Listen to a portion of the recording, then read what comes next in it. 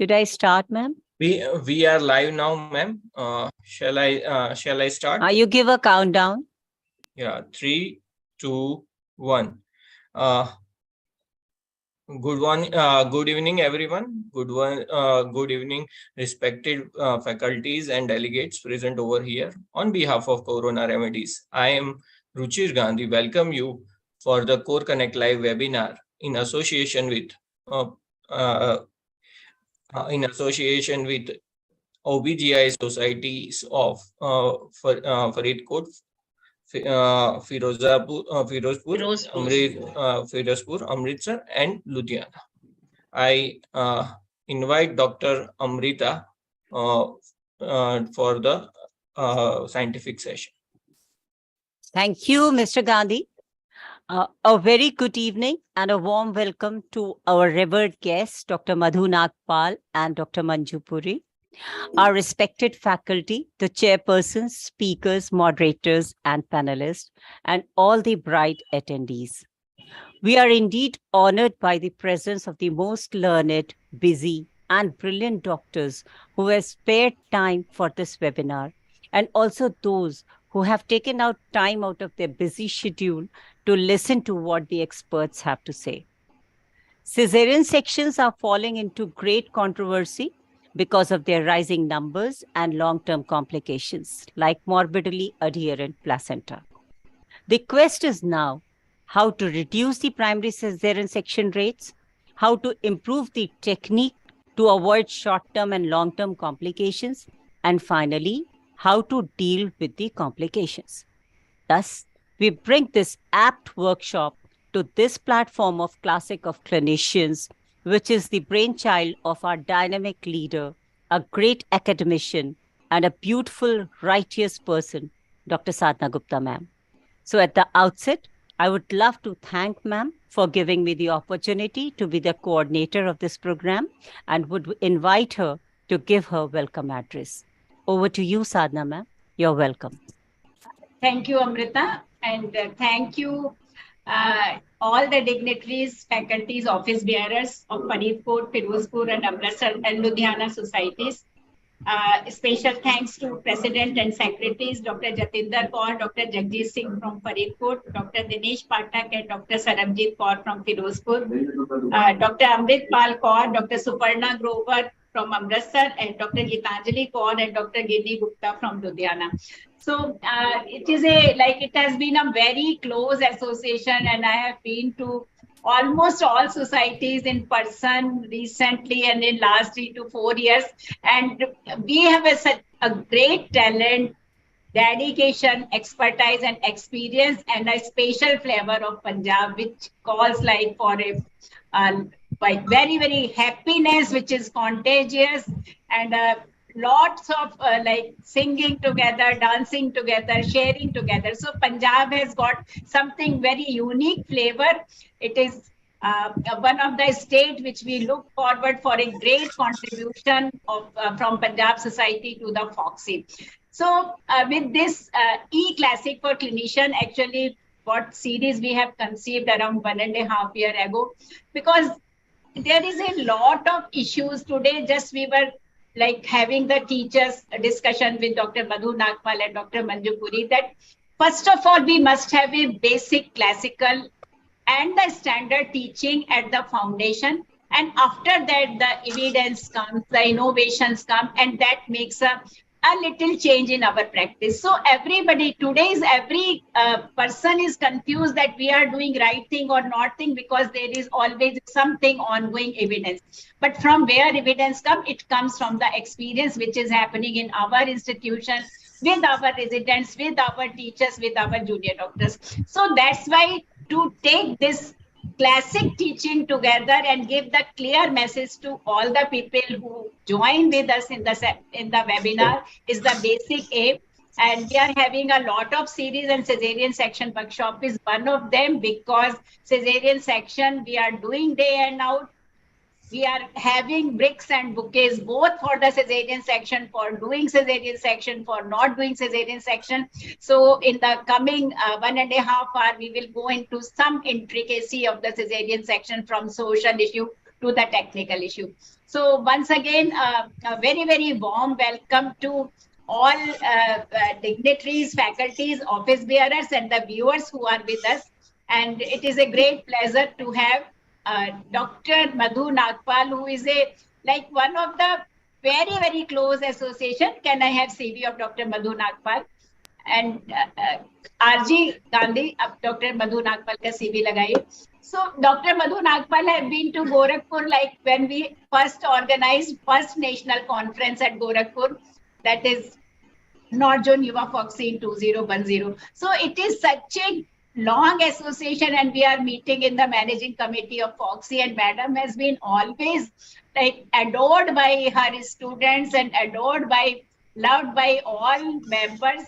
So let me introduce the formally Dr. Madhu Nagpal. She has been ex-professor, head of the department GMC Amritsar and SGRD Amritsar, graduated in 1972 from the GMC Amritsar as a best graduate with distinction in physiology and medicine.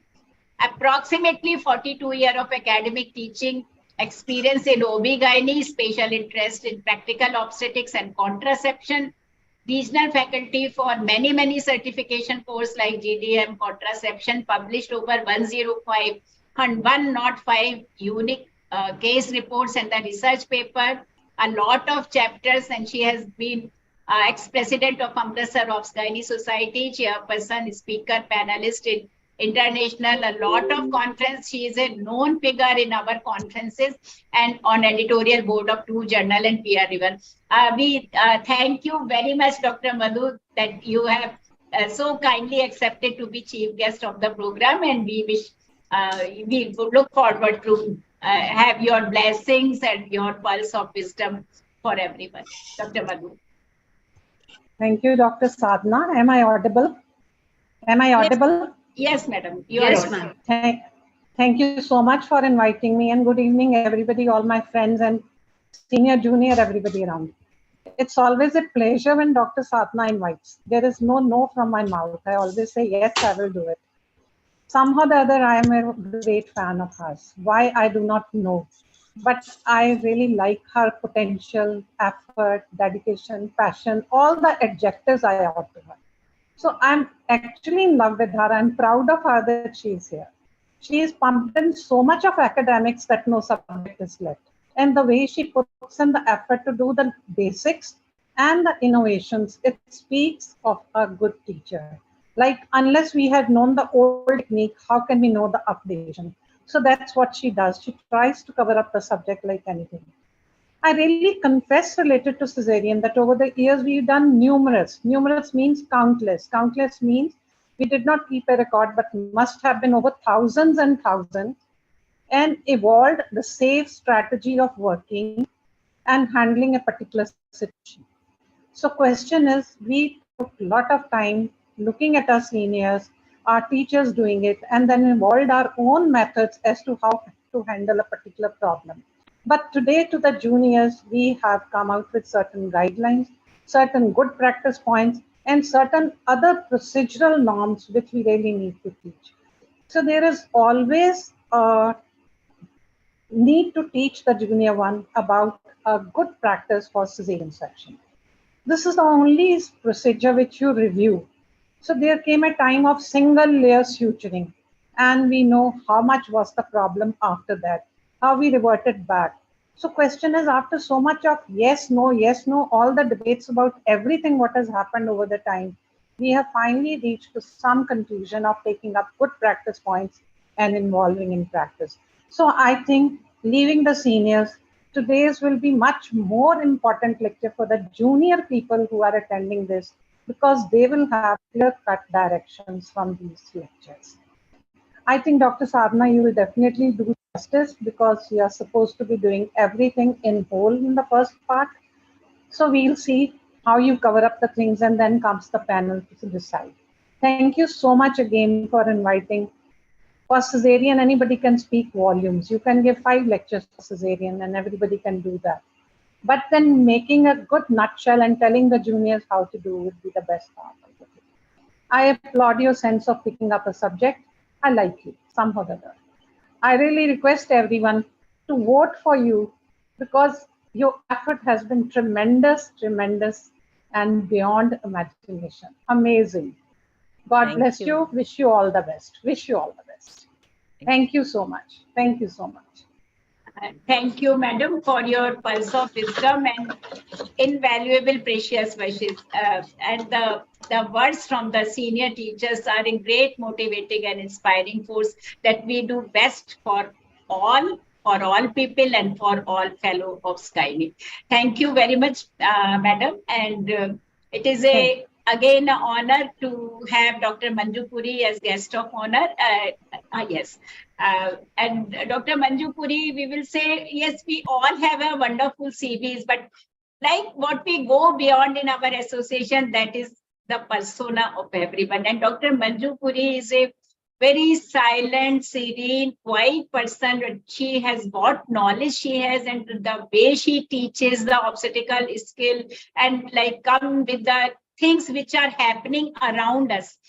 So Dr. Manju Puri is something, she's an asset to any program, asset to any institution, and asset to any academic learning.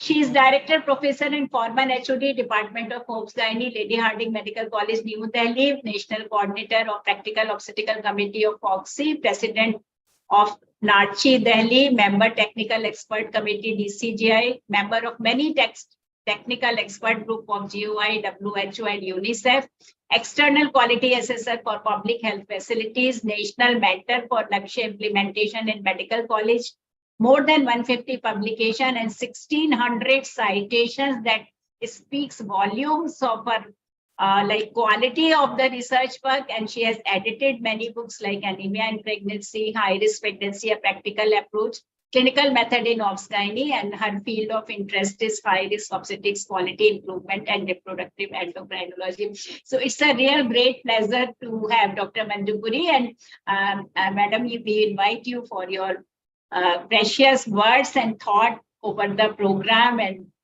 for all the teachings what we should do in the cesarean section. Arji, आप इसको ये slide share को off करिए so that like we can have more eye-to-eye contact. Yes.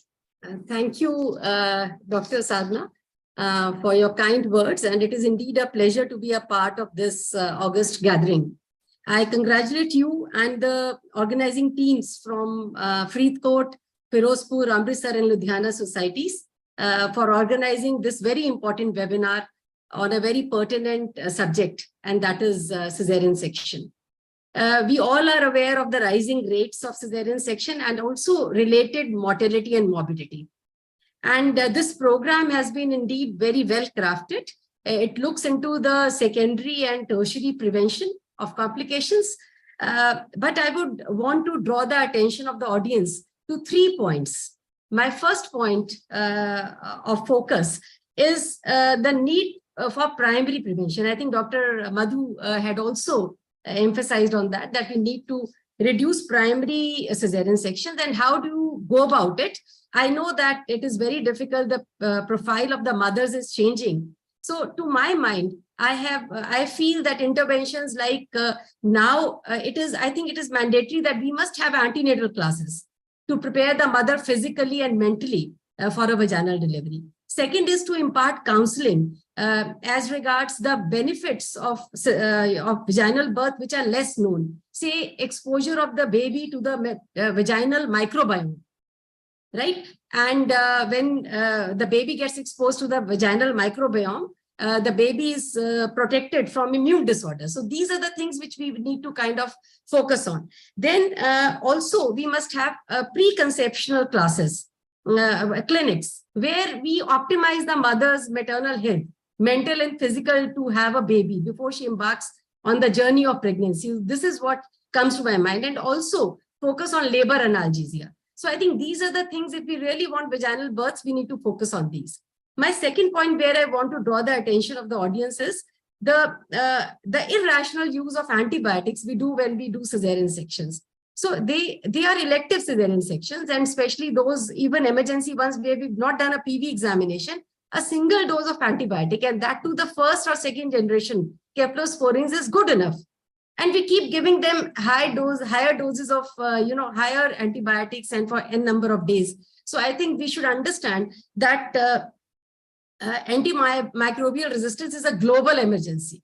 So it is time that we give a single dose and see, even in our public hospital, which is a very heavy load facility, we give only a single shot. And we've been giving it a single shot till since 2017, and no increase in sepsis. So if you can take my word and change your practice, I think that would be excellent. The third thing which I want to bring to your notice is optimizing the mothers before we do a cesarean section. I would not miss this opportunity to sensitize the gathering that we must make sure that anemia should be corrected, and all our mothers should be more than 11 gram% at the time of childbirth. And even for those who are there for elective cesarean section, we must optimize their hemoglobin to even higher. They can be 12 gram%, they can be 13 gram%, so that the complications as regards the sepsis and need for blood transfusion are reduced. So with these three thoughts, I think I will leave the audience to enjoy the deliberations of this wonderful webinar. And I wish that we all support Dr. Sadhna for her venture. And I look forward to have you as our president, and looking at and, adding on to the academics and the knowledge of all the, general obstetricians and gynecologists. So best wishes for a very successful webinar. Thank you. Thank you, Dr. Manjupuri. You brought out very, very pertinent, and that is the thing. And the words from when you are working in a very heavy loaded public hospital, actually your word carries a lot of confidence and like a clear message that where we should change, not to optimize the mother, like a prevent. What you tell, that is one of my vision for Foxy. It is positive, promotive, and the protective medicine. So what you all talk, but it is a positive medicine, it is a protective, and it is a promotive medicine.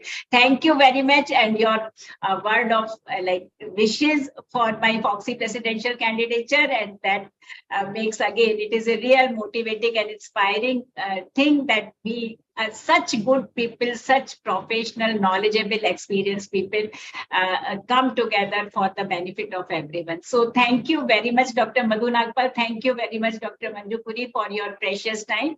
And I hand over to Amrita for the first scientific session.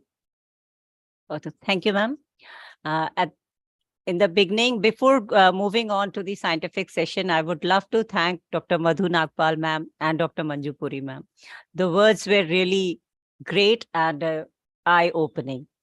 So I would now invite our guests, faculty, and the attendees to join us for the lamp lighting before we move on to the scientific session. Ruchir? Yes, madam. Sharing.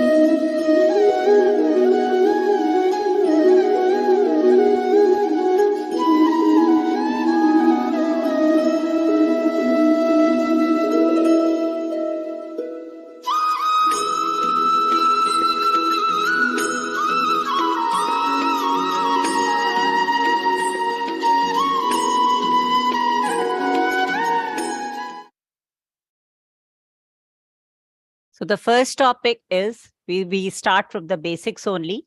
It is on indications of cesarean section with special reference to the Robson's criteria. And for this, our speaker is Dr. Geetanjali. And I would love to invite the chairpersons for this session. Our first chairperson is Dr. Saroj Agrawal, madam. She has been the president IMA Ludiana. May I have her CV, please? Ruchir, Dr. Saroj Agrawal. She has been the president IMA Ludiana, president of Ludiana Obs and Gynae Society from 2015 to 2019. She has held many positions. She has been the former executive member of Food and Drug Committee, and she has been invited to various conferences, has a work experience of more than 35 years. Empowered Woman Award by Lodhi Club was awarded to her, and her area of interests are vaginal surgeries and high-risk obstetrics. And she is still pursuing her hobbies, and it is very, very encouraging to see that she loves yoga, meditation, spirituality, and reads Bhagavad Gita. Welcome, ma'am. Our second chairperson is Dr. Jatinder Kaur, a very eminent gynecologist from Nangal. She is MD Gynae and Ops, President of Faridkot Society, and consultant as Hospital Nangal. So over to the chairpersons for further proceedings. Ruchir हटा लीजिए.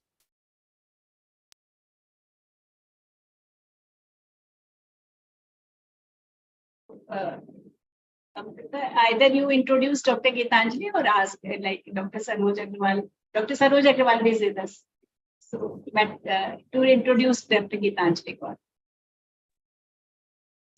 Okay, I'm joining. Good afternoon, Please everyone. put the CV of Dr. Gitanjali, Ruchir.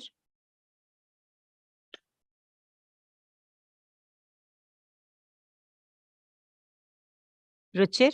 Yeah.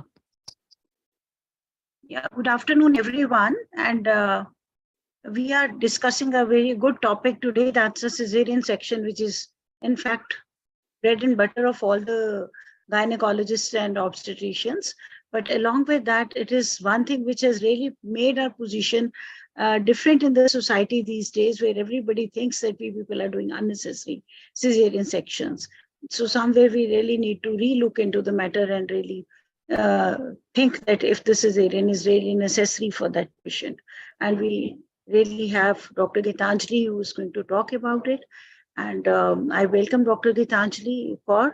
She is Director and Senior Consultant, Pal Hospital, Ludhiana, with 24 years of clinical experience. She was the Organizing Secretary for the North Zone Yuva Foxy 2022. And at present, she is the President of Ludhiana OBGY Society. She is Secretary SFM Ludhiana. She has been the Speaker and Chairperson at various levels. And she has special interest in high-risk obstetrics and ultrasound, laparoscopic surgery and infertility. And we are waiting to listen to you, Dr. Gitanjali. Thank you, Dr. Saroj, for a kind introduction. Good evening, everyone. Good evening, Dr. Sadhna, the organizers, Dr. Amrita, and thanks for giving me this opportunity to speak on this subject. I'm going to speak on indications of cesarean section. It's a special reference to. Gandhi, yes. हो गया? Full screen हो गया? Am I full screen? You are. Yeah. So. Yes, ma'am. Yeah. So I'm going to speak about indication of cesarean section. Our guest of honor, Dr. Madhu Nagpal and Dr. Manjushpuri also spoke about primary prevention. That is, we need to decrease the primary cesarean rates. And to do that, it is very important for all of us to adopt this Robson classification. In fact, before preparing for this lecture, I always used to find the Robson classification very difficult to imbibe, was not able to understand it. I'm in a private practice, and this classification came much later. But now, while preparing for this lecture, I found that it is really a good classification where all of us can imbibe it. We can make our health workers, our juniors learn this. And in this way, we can analyze our own data, compare it with other hospitals, and compare it at state level. And it's such a wonderful, detailed classification by which all comparisons can be made.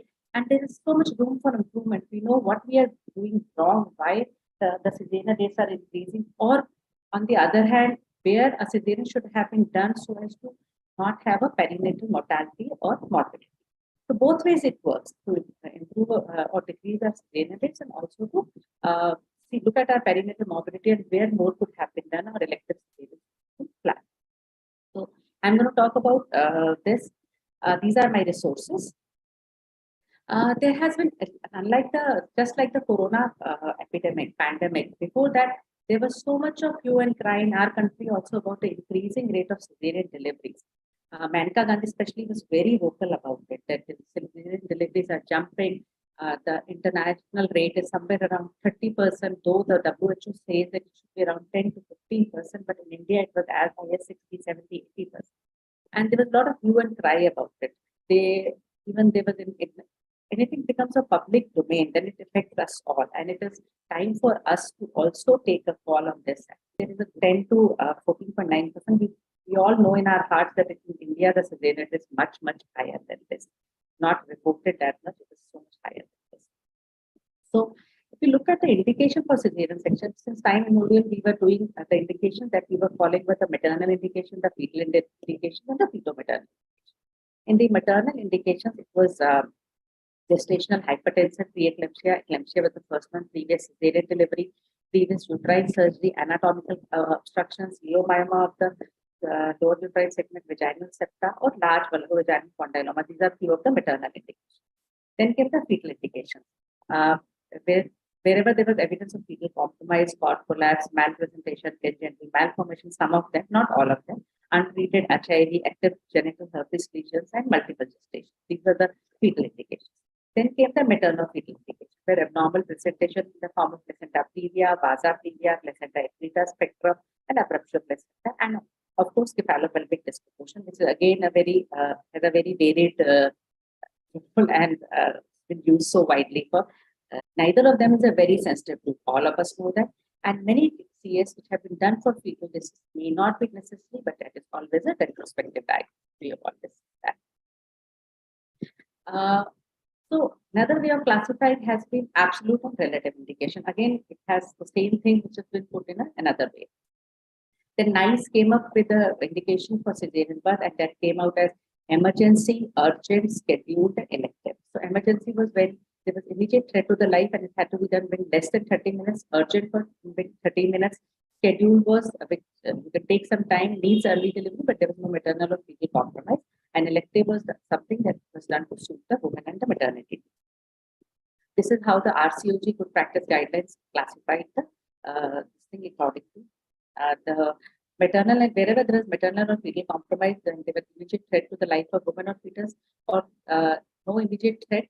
They came category 1 and 2, and there was whenever there was no fetal or maternal compromise, still required early delivery, it was category 3, and at the time that it suits women and maternity services, they were all in category 4. These are few of the examples of how NICE guidelines classified the indications. So when this category 1 was the immediate threat to the woman or fetus, like acute fetal distress, fetal bradycardia, cord collapse, severe placental abruption, bleeding from placenta previa with maternal hypovolemia, uterine rupture, scar diasis, and failed instrumental delivery with fetal. These are some of the category 1, where immediately with less than half an hour, we were supposed to plan a cesarean. Category 2 was there was some compromise, but not immediately life-threatening, like mild presentation in labor, antibiotic hemorrhage without hypovolemia, and failed reduction of weight. Then came category 3, leading actively. They were need to manage it actively, but there was no maternal or fetal compromise. Like for early labor in women who are booked for elective LSC. Suppose you have booked a woman for elective LSC, and she comes in early labor, then you have to plan her cesarean. A macroscopic baby came in this, and breach in early labor also came in this definition. And then category 4 was when it can be planned, like previous to LSCS, when there was a breech presentation, multiple pregnancies, and first fetus was not complicated, HIV and HSV infections. But in spite of all of these classifications, none of these classifications were able to explain why cesarean section rates are increasing. We all know that some of the reasons may be because of epidemiological reason, age, the BMI is increasing, women are having pregnancy at a later age, people weights are increasing, especially in Punjab, where people are eating so much of fatty, oily, sugary diet that the babies are getting bigger and bigger. Then fetal distress has been diagnosed more, dystocia, labor dystocia is occurring. Females are too posh to push. We call it as the affluence rises, females do not want to take the labor pain. They are too fearful of the labor pain. So maternal request has been a very important chunk of increasing cesarean rate. And for organizational reasons also, so many times the rates are increasing. How can this be? ideally, there should be a classification system to monitor and compare our cesarean rates at facility levels in a standardized, reliable, consistent, and action-oriented manner. This is what. So, why does it matter that we have to classify cesarean section? We have to classify in order to identify which is the most significant group which contributes to the growing CS rate. And a universal classification of all deliveries needs to be implemented. Only then we can compare cesarean rates across different groups. And we also need a consistent structure within which we can examine the fetal and maternal outcome after cesarean section. So that is also an important part. Perinatal auditing is also important part. So we have to improve the perinatal morbidity, mortality, and maternal morbidity and mortality, and that is what a good classification should do. And this is how the Robson's classification is helping us. Robson's classification is helping us. This was in 2011 that WHO conducted a systemic review and identified 27 classification systems, which were looking into who, why, when, where, how, and by whom a CS was performed. This review concluded that it was this 10 group cesarean section classification, which was the best position to fulfill the current international and local. So Robson's classification for all women who deliver at a specific setting, and not only for women who deliver by cesarean section. It is a complete perinatal classification, and it was in 2017 that WHO. It was in 2017 that I am unable to. Yeah, it was in 2017 that WHO implemented this Robson's classification as so Robson gave this classification in 2001. It was in 2001 that he worked on it and published his first paper, but it became the WHO adopted it in 2017 and it published this implementation manual, and since then it has been used in most of the countries, almost 163 countries across the world. So even before that, many countries were using it, and when WHO in fact conducted the review, they found that this was the best classification that suited the needs of now. So Robson classification is simple, robust, it is reproducible, it is clinically relevant, and it is prospective. That is very important, that as soon as the female enters into the labor room, she can be classified into one of the groups, and it is a prospective. It is not a retrospective, but a prospective classification. So for a better understanding, for a better usage, it always has to be a prospective classification. These are the 10 groups of Robson classification, where the group 1 and 2 are nulliparous women. Group 3 is a multiparous woman. Group 4 is again a multiparous woman with a scarred uterus. Group 5 is all multiparous women with at least one previous uterine scar and a single cephalic pregnancy more than 37 weeks of gestation. This group 5 is the most important group here, because this is the group which is the largest contributor of cesarean section. It includes all multiparous women who have at least one previous uterine scar and have a single cephalic pregnancy of more than 37 weeks gestation. We also know that our maximum cesareans are in this group 5, where the patient has already had one cesarean section. Group 6 has nulliparous women with a single breech presentation. Group 7 again has multiparous women, again with a single breech presentation. In both group 6 and 7, gestation is not important. The gestation is not taken into consideration. The breech presentation is what is important, because it is the breech presentation which changes the management here. The multiparous woman also includes women with previous uterine scars. Group 8 is women who have multiple pregnancy and includes women with previous uterine scar. Also, it includes both multiparous and nulliparous women, because it is the multiple pregnancy here which decides the further course. Group 9 is a woman who have had a transverse or an oblique line, and it again includes all women with previous uterine scar. And group 10 is women at less than 37 weeks. So here the gestation is important, but they need to have a cephalic presentation, because breech and transverse lies and multiple presentation have been accorded to group 6, 7, 8, and 9, which is irrespective of the gestation. So here, any woman with a cephalic presentation with less than 37 weeks comes in this category. So what was the aim of this Robson classification is that every woman who is admitted to deliver in any facility can be classified into any of these, one of the 10. So all of these groups are mutually exclusive and totally inclusive, which is a very important part of this classification. It means that based on a very few basic obstetric variables, each of these women, and these obstetric variables are so simple that even a staff nurse, a nurse can do it. I was talking to my daughter, she studies in Maulana Medical College. So there, it starts from the staff nurse level. Even the nurses know it, and they also are able to do this classification. So any woman who's admitted to deliver in any facility can be classified into one and only one. That is another very important point in the Robson classification, that a woman can be classified into one and only one of these 10 groups, and no woman will be left out of the classification.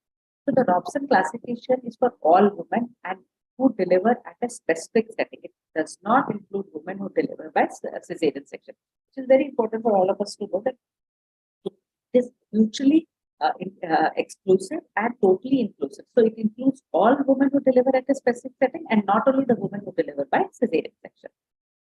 So this was a WHO statement that it proposes that a Robson classification system is as a global standard for assessing, monitoring, and comparing the cesarean section rates within a healthcare facilities over time and also between facilities.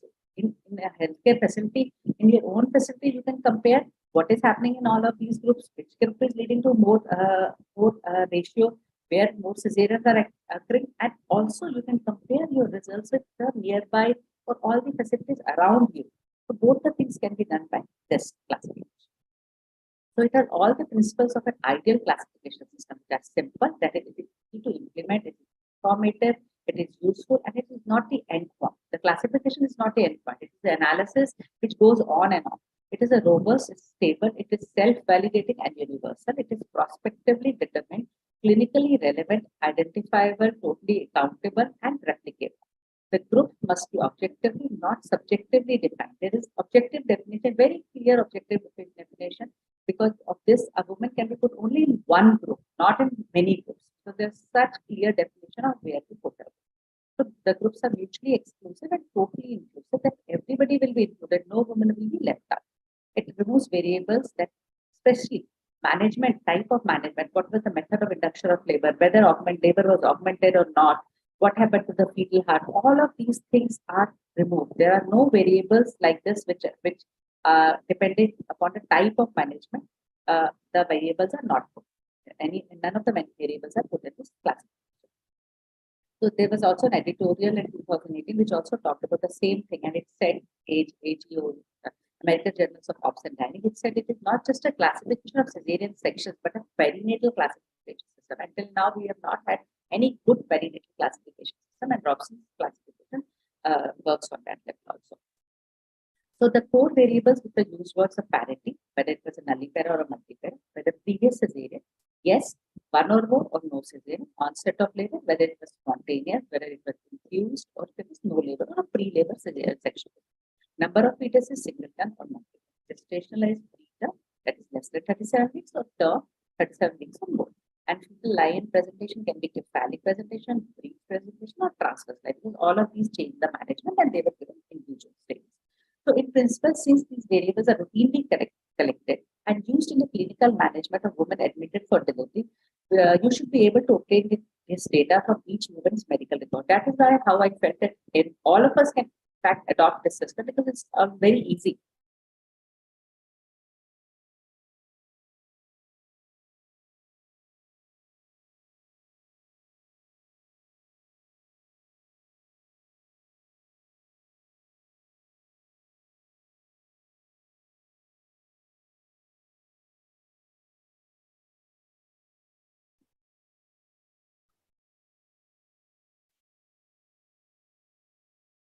I think she's lost some connection or what?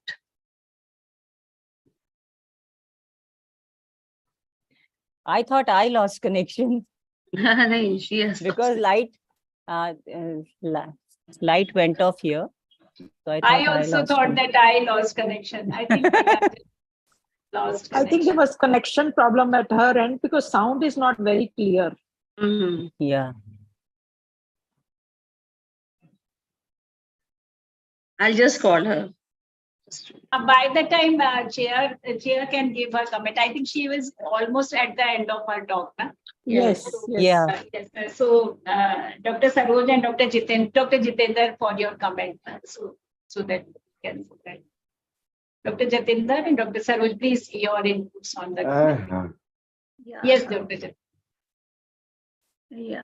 First of all, Dr. Sadhana, I really should I wish you all the best for the coming elections, and it's really very nice effort of you to put all of us under one platform. And you've really brought us together, all of us. And thank you so much for that. Yeah. And then talking about the cesarean sections and Dr. Gitanjali's talk. Hello, I am audible? Yes. I'm Yeah, sorry. you're back. I'm sorry. I got a loss. There was a power failure, so I lost the connection. Can I continue? Yes, Yes, please. yes. Yeah. Just give me a minute. Just give me a minute.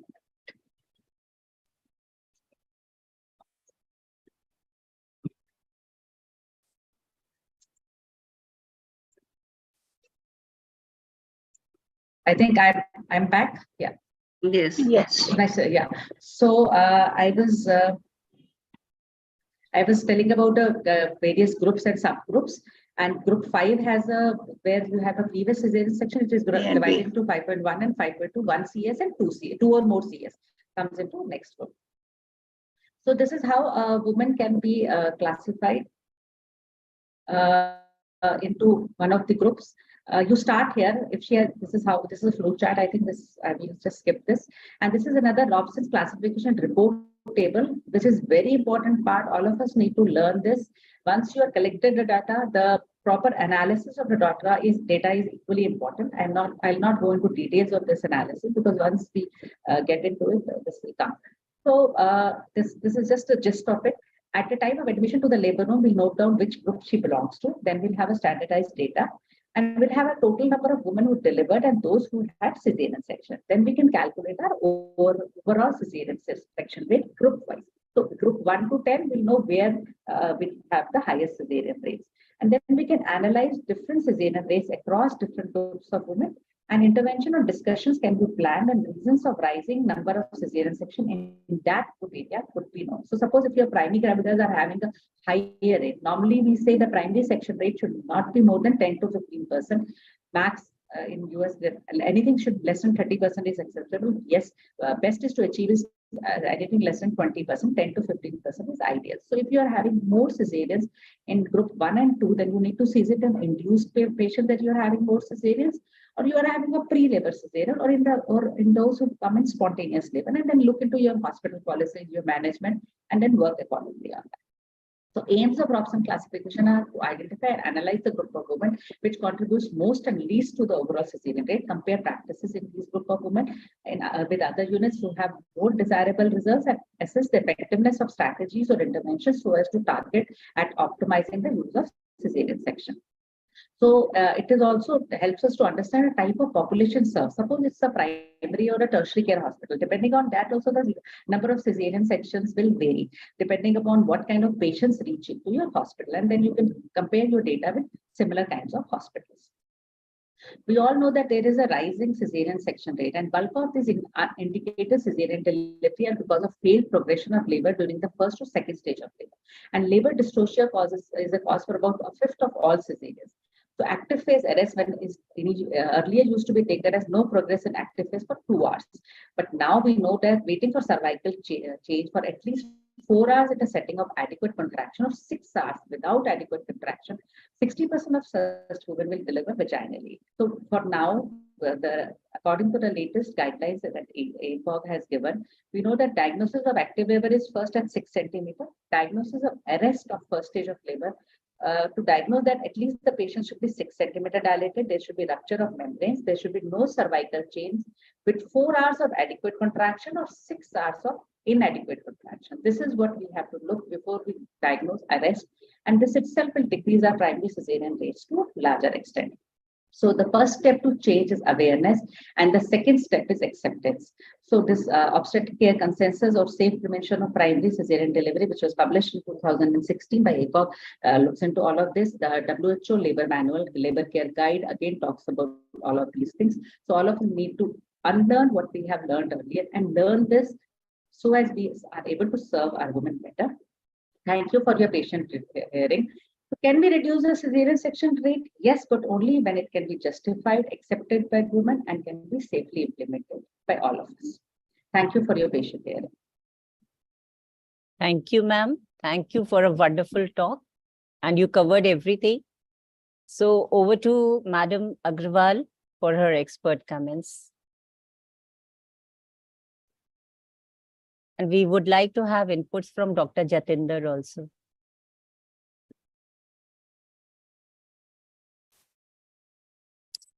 Madam Agrawal. Ma'am, you're muted probably.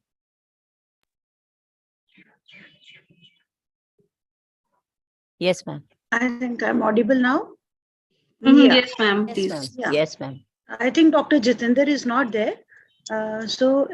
Anyhow, Dr. Gitanjali, you've really given a very crisp talk about the Robson's classification and how it helps us to really see whether the cesarean section is indicated.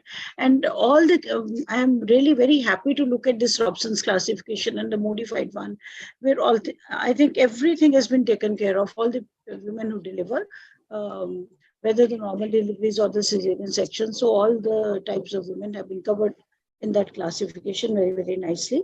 And as we know that this is a reproducible classification, and by really conforming to the things, we can really know whether really to do a cesarean section or not. And of course, it can take care of all the perinatal aspects, as you said. We can also reduce the morbidity and mortality. And the patients can also be explained the need for the cesarean section once it arises. And as you said, the data between the various health facilities can also be compared. So, and I think even the health facilities, even the government structures should also really conform to this, because otherwise private practitioners are always at a radar why there is more of cesarean section and not the government facilities. And sometimes you feel that even in the civil hospitals, you find the cesarean sections are being done at a fast speed. So I think all the facilities should really be under that. And so this is a very good classification where the data can be reproduced. And about the increasing rate of cesarean section in India, I think there are other factors. Like one very important factor is increasing age of the women. We find very grand kind of primigravidas these days. Even at 35, when we sometimes ask, patient tells you it's the first child, I really tend to ask, was there a loss earlier? She says, no, I just got married 3 months back. So we are attending to that class where the women are conceiving at 33, 34, 35. So there are high chances of cesarean section in those women, and the rise of PCOS in the society, which again leads to some kind of, you can say, a little bit different pregnancies, which can later on lead to cesarean sections, increasing obesity, more of BMI. And then above all, one thing I would really like to point out is the uncooperativeness of the girls these days. Sometimes when certain fussy girls come to us, I really tell them that we have enough experience of doing the normal deliveries as well. It is only that you really have to cooperate at all the levels. And more than the patient, sometimes the relatives really, once the delivery is not done in that stipulated time, which they have really thought of, that yes, the delivery should occur in 8 hours. And if the labor does not progress in those 8 hours, then the relatives really create a kind of halla why the delivery is not taking place. So I think we really need to educate the masses about that sometimes all the normal deliveries are not going to be like, some are going to take more time. And so we really need to educate the people regarding that. And regarding women, we must help them either attend some kind of yoga classes antenatally and make them more prepared, or counsel them more. I think that is the area where we are somehow lacking. We are not preparing them for the normal vaginal delivery. And we ourselves should really think that vaginal delivery is a kind of dying art, and we should really not stay away from it. Mm-hmm. And thank you for a very good talk, Dr. Gitanjali. So anything more? I think Dr. Sadhana and we have such senior It's faculty with it us. is a yes, it was a very well concise, and you took the emergency urgency. That is very important. And how actually Robson's criteria should be inculcating in our, like a what we can say in a hard disk, that what we are doing a little bit ground reality, especially in the, like our scenario, especially in the private sector, that is the medical legal fear and like a 100% expectation, and people are not accepting unpredictability. So it is not only about the like a preparation yoga class. This is also important because whenever there is a vaginal delivery, it is an unpredictability of time and something. So the medical legal thing, this is we have to see together, because that fear actually forces many people to get into the early or the safer time and the safer thing for it. And that reality we have to look together, and how to take people, government, lawyer, court, everything together. We have to work on it, and that is one of the very major issue that actually lead to it. So beside it, and thank you very much for a wonderful talk, Gitanjali. You have given very like a very precise and all the clear points. Thank you very much. Thank you. Thank you, ma'am. Thank you, Gitanjali ma'am, for a wonderful talk, and Saroj madam for wonderful insights. So we quickly move on to the second session, and I now hand over the platform to my lovely junior, Dr. Ritu Srivastava. Thank you, ma'am. Let's begin with the session 2. In this session, we'll be covering a talk on standardization of cesarean technique to prevent scar defects. And to grace the occasion, our chairpersons are Dr. Sunita Goyal, ma'am. Dr. Ruchirji, can I have her CV? Dr. Sunita Goyal, she is professor and former HOD Department OBGY, CMC Ludiana. She is member of FICOG and FMAS. She has many publications in her name and has attended many conferences. And she is a faculty for certificate courses in gestational diabetes mellitus. Our next chairperson is Dr. Sunil Juneja, sir. He is professor, Department of OBGYN, Dayanand Medical College and Hospital, Ludiana. He is member of National Academy of Medical Sciences and various societies, has many publications in his name, and has received the prestigious Dr. S. Radhakrishnan Memorial National Teachers Award. I request Dr. Sunil Juneja, sir, to please introduce our first speaker, Dr. Sadhana Gupta. Namaskar, everybody. And Chairman, I am Madhu Nagpal, my teacher. Dr. Sadhana Gupta is already very popular, and but there is so much to her credentials. I will give a brief account of her introduction. She is a MBBS, MS, MNMS, FICOG, FICMSH, FICMU, co-chair SAFOG NCD committee, FOGSI representative to SAFOG 2018 to 21, vice president FOGSI 2016, ICOG governing council member 2015 to 21, with best governing council award to 21, corresponding national editor and peer reviewer, junior JR OBGYN India and JR SAFOG, FOGSI past chairperson FOGSI Safe Motherhood Committee with FOGSI, Dr. Mehru Dara Hansotia Award for best committee activity, thrice country representative to World Health Organization on key women health issues, quality RCH, essential postnatal and newborn care, Millennium Development Goal, 3 times Korean award winning for best scientific research paper 2002, 4, 9, 4 times best AI COG research paper 2003, 4, 6, and 8, sole author of book Cesarean Delivery, Vaginal Delivery, a comprehensive textbook of OBGYN, editor of the 7 Safe Motherhood Bulletin, awardee 3 times FOGSI Dr. DC Datta Prize for Best FOGSI Publication, awardee of Chancellor, and Dr. Naval Kishore Gold Medal for Best MBBS and Postgraduate Student, key organizer of national and international conferences, honored at national and international forum for exemplary work done to reduce maternal mortality, awardee of FOGSI Super Achiever Award 2023, Pride of FOGSI Award 2019, FOGSI Star Award 2016, recipient Dr. N.A. and Shalja Pandit Award for Women Empowerment 2021, Economics Times Award for Service in COVID Times 2021, Director and Senior Consultant of Gynae, Jeevan Jyoti Hospital and Medical Research Center. She is a Director and Senior Consultant. Welcome, ma'am. I would love to hear you because every day, every other day, we are getting something to know, and you are enriching us with your vast experience. Welcome, ma'am. Thank you, Dr. Sunil, and it is thank you very much for your generous introduction and my naman to teachers. So Dr. Sunil Juneja is an eminent teacher what we had. So naman to all teachers, Dr. All Madhu Nagpal, Dr. Manju Puri, Dr. Saroj Agrawal. So with this, I will say I will be covering not only the cesarean section technique, because actually with this August gathering, we have to think innovatively that what is happening around us and how we have to respond to it.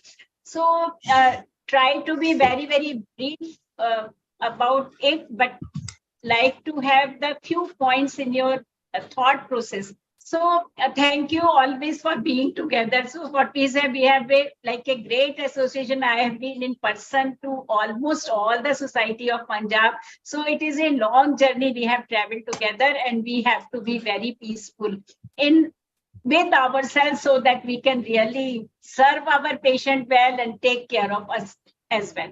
So cesarean section is something, a unique surgery for society and civilization. It is not a surgery due to disease. It is for the physiological function of reproduction, which women are always having.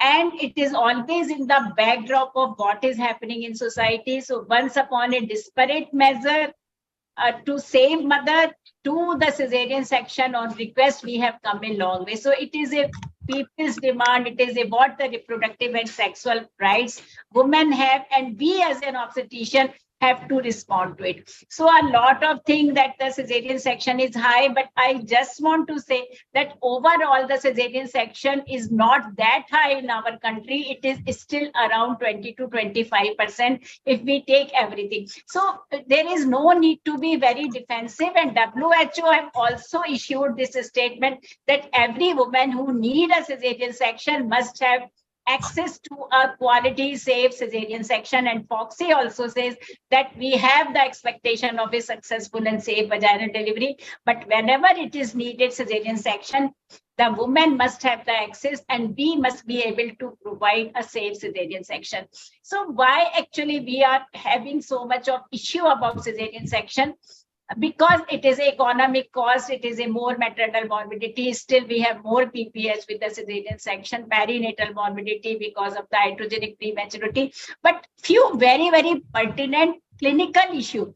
Actually, what is disturbing us that we are having now a suddenly very, very high incidence of the placenta accreta spectrum, which ranges from the simple cesarean scar pregnancy in first trimester to full-fledged placenta accreta. And actually, we are having one of the most life-threatening obstetrical complication which we dread. So it is in a very earthy reason that we have to be very, very careful that always cesarean section should be just cesarean section. It is not a just cesarean section because we have more complication. So I will be coming to the few things. I will go like a retrograde that what is the scar defect. So the sepsis at the site of the uterine incision or the abdominal incision is a surgical site infection.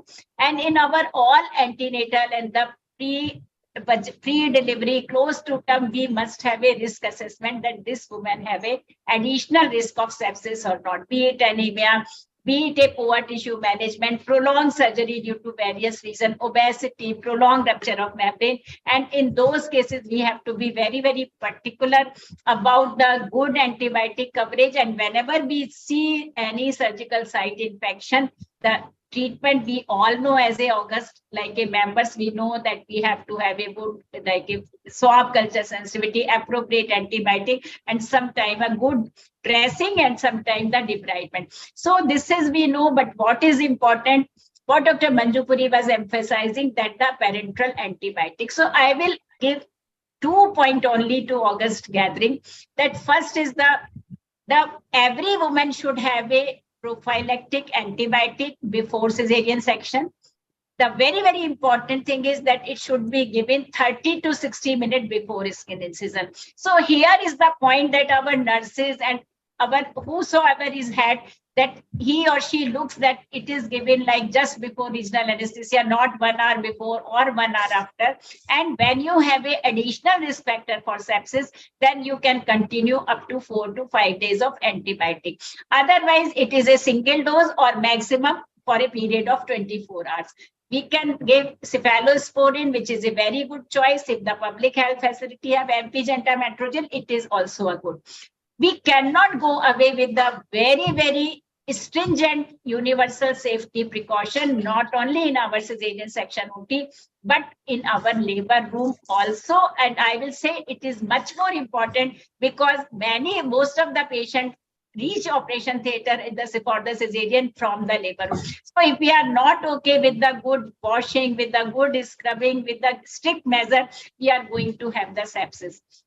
Now, this is one of the important, again, the postpartum uterine dehiscence, which can come to you as a secondary postpartum hemorrhage from 10 days to 12 weeks after surgery. And so many times in our academic discussions group, people are really worried that ultrasound is okay, but the patient is having the recurrent postpartum hemorrhage or a refractory postpartum hemorrhage to treatment. And I will just put your attention that if you see on ultrasound that there is a bladder flap hematoma or pelvic hematoma, or you find a gas in uterine cavity reaching to the parametrium, you must think that the patient can have the postpartum uterine dehiscence, because it is a life-threatening situation. Sometimes it is conservatively, but most of the time it needs the surgical treatment. So this is very, very important that we are aware, because the postpartum hemorrhage, not only primary and the secondary PPH after cesarean section, is not that rare entity.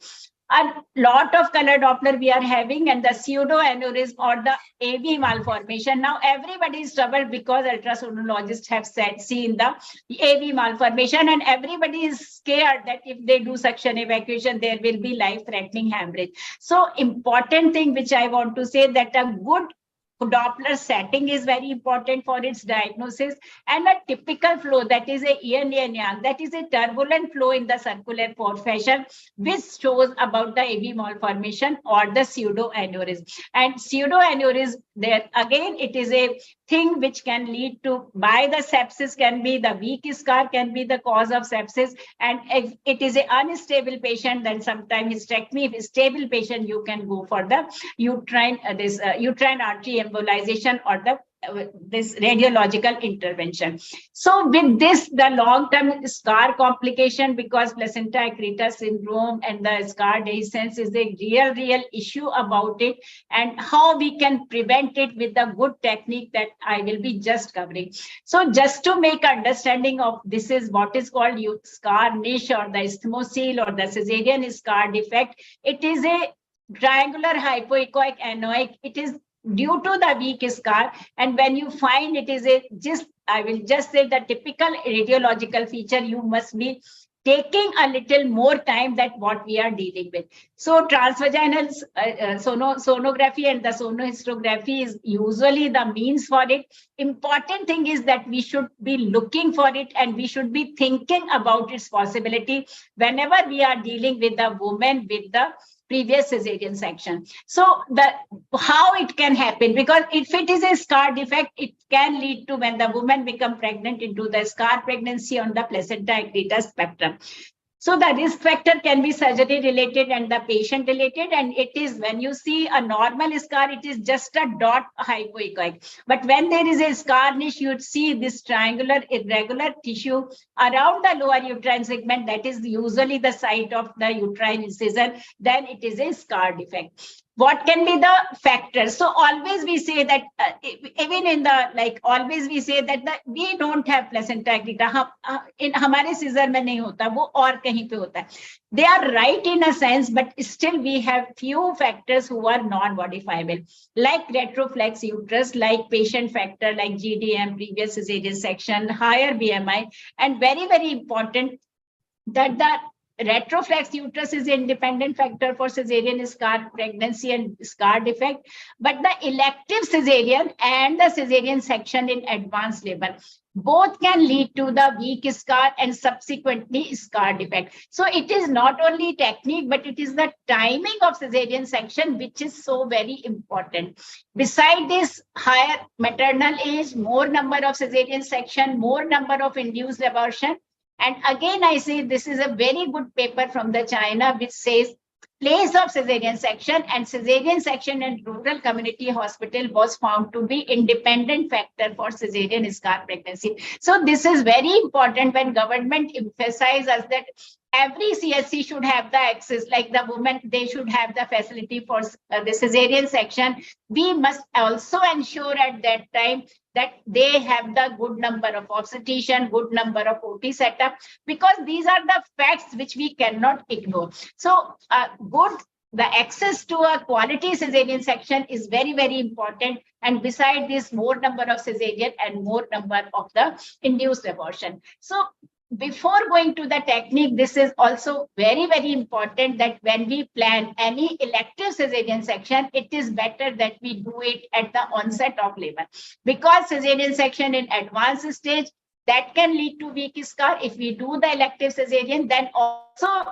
at much like it, so many, like we take this and it is 37 week. Even the patient says that now we have to do cesarean, so do it at 36, 37 week. But at this time, beside the early term prematurity, the second thing is that you are not able to give the incision at the right place, and that lead to subsequently to the scar defect. It can be come to you in the gynae clinic as well, sometimes asymptomatic, and the post-menstrual spotting is one of the very, very important symptom, and we go on giving tranexamic acid and many things, but always think of the scar niche as well whenever you are doing ultrasound or you are looking for a ultrasound report. Prolonged bleeding, intermittent spotting, chronic pelvic pain can also present with the scar niche, and so many times today we always give like now with pelvic pain diagnosis, it is endometriosis which we are not able to diagnose, but it can also cause the chronic pelvic pain. Secondary infertility, difficult embryo transfer in IVF problem, bladder dysfunction and scar abscess. These are all presentation which we are facing. IVF people, when we do the embryo transfer, you are not able to get into uterine cavity because there is a scar niche over there.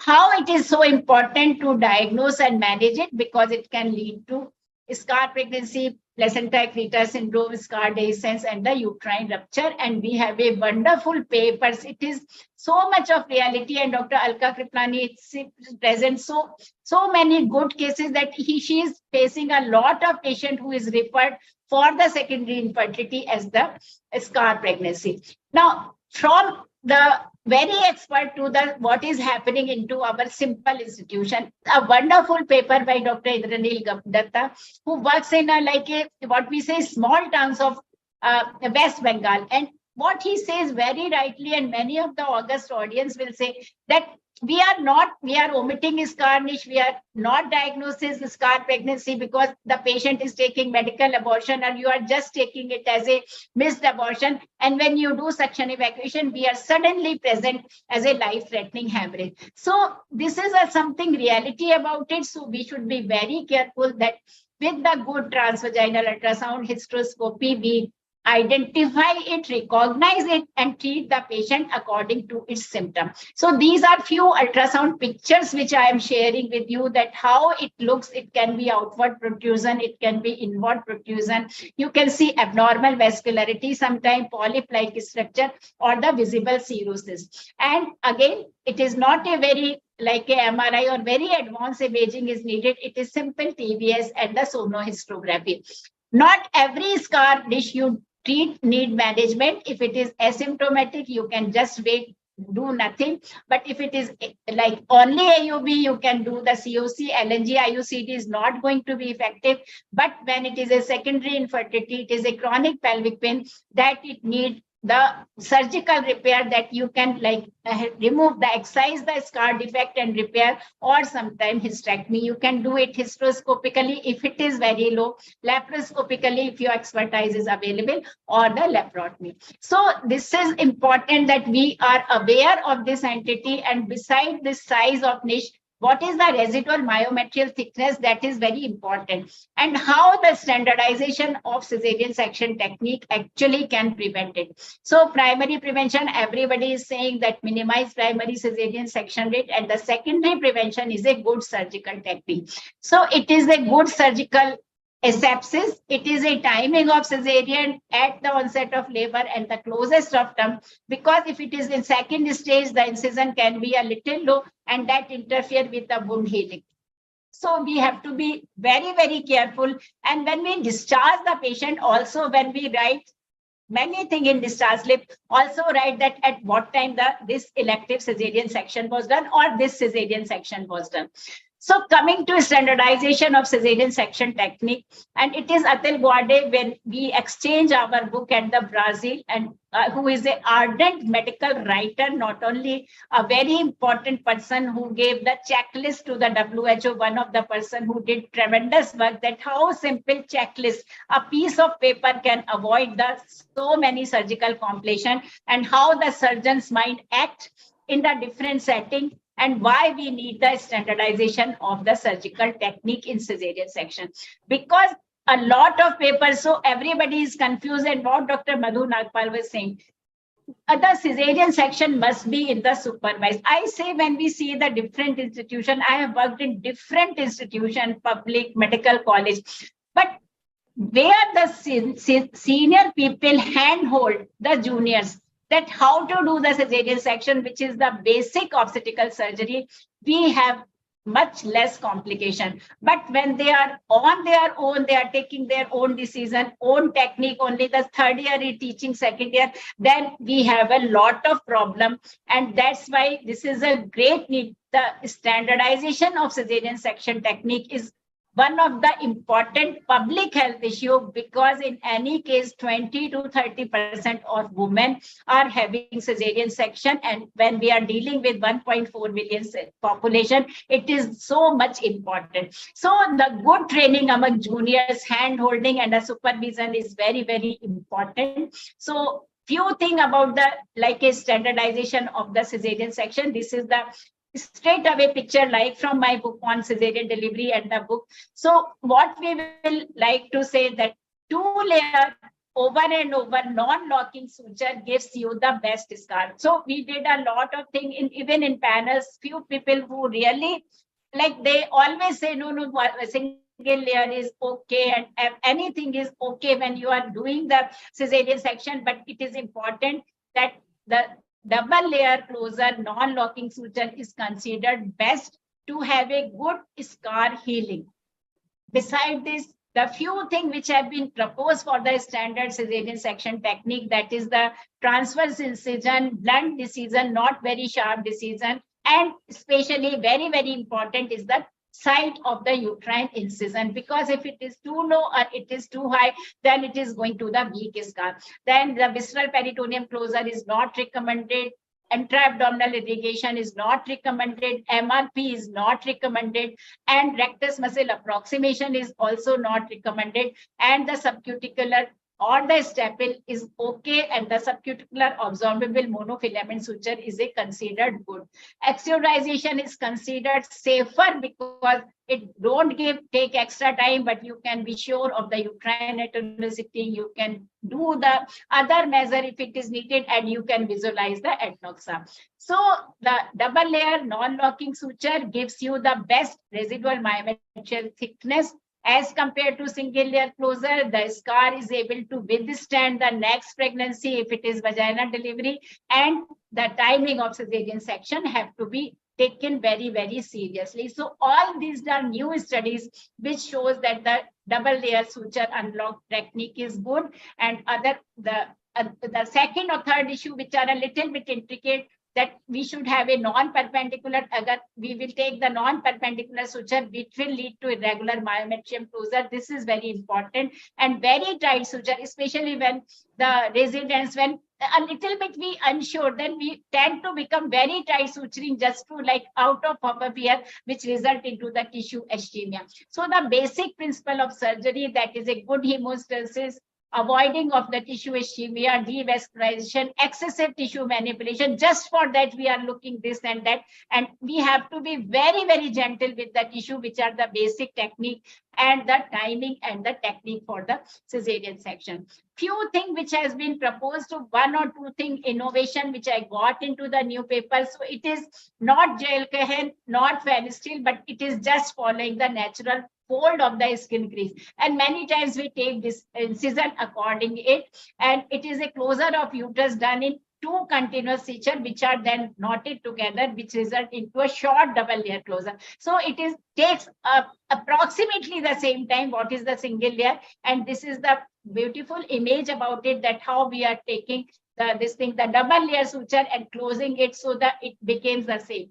And this is a one other technique which says that it gives the best uterine scar, myometrium to myometrium, endometrium to endometrium. And one another important thing is that now it is recommended that the decidua to be included in our uterine suturing, which was around 20-25 years, that decidua to be left behind. So decidua approximation also adds to your good scar. So this is one technique, that you go chordate to cephalad and cephalad to chordate. And when you tie the first loop, both loops are tightened, and it gives a very, very strong scar. So few things, the need for standardization. Second thing, we can innovate the thing which can add to our uterine scar strength, and which actually have the prevention of scar defect and all the possible complications. So finally, surgeons always believe in practice, not talent. So more surgery we do, more flexible we are, more observant we are, more resilient we are going to learn more and more, and the innovatives also come to us. So finally, we have to be aware that the primary and secondary prevention of cesarean section rate is very, very important. Be strict with the asepsis in labor room and cesarean section OT. Beware when you are doing cesarean section, and you follow the patient after 3 months or 4 months, that what scar you have given, what signature you have given to that uterine scar, and if it is a scar defect, follow the patient for any secondary infertility, AUB, and if she becomes pregnant, then for any scar complication, because that prevention and that like timely counseling and management is going to really help it.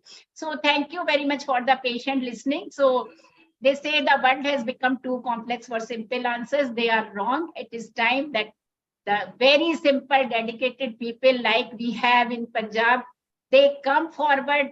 We include your expertise, your experience in our all national professional body, and we are proud of that. The world follow that what is the FOXY recommendation and what the Indian people say is the thing which is going to work. So thank you very much. And with this, I am ready with my vision for FOXY, for women health, for fellow OBGYN, and I seek everybody's support, blessings, good wishes for my forthcoming election. Thank you very much. Thank you, ma'am. We always look forward to your talks, and you are the best. Now it's time for the panel discussion. And Ritu, Dr. Sunil, and sorry. Expert comments. Please. Thank you. Sorry, ma'am. Now I would request Dr. Sunita Goyal, ma'am, and Dr. Sunil Juneja to please give their comments, valuable comments. Please, ma'am. Hello, good evening all. Dr. Sadhana, it was a wonderful talk. And in a very short period of time, you covered everything. And I think this is a very, very important topic as far as teaching is concerned. You are absolutely right. Third years are teaching years, and senior residents are teaching third years. So they're not really learning the right technique. So non-locking of the sutures, suturing in 2 layers, that's very, very important. And I'm not sure about excluding the decidua or including, because I found very conflicting result, and a recent paper of 21 has very clearly written that you should exclude the decidua. What I practically do is that when my patient is in labor, decidua is edematous, I generally don't include it, because I feel when the edema will subside, the sutures will become loose. And if it is an elective cesarean where decidua is very, very thin, so in those cases, I include the decidua. So what is your practice? Do you include in all the patients, or what do you do?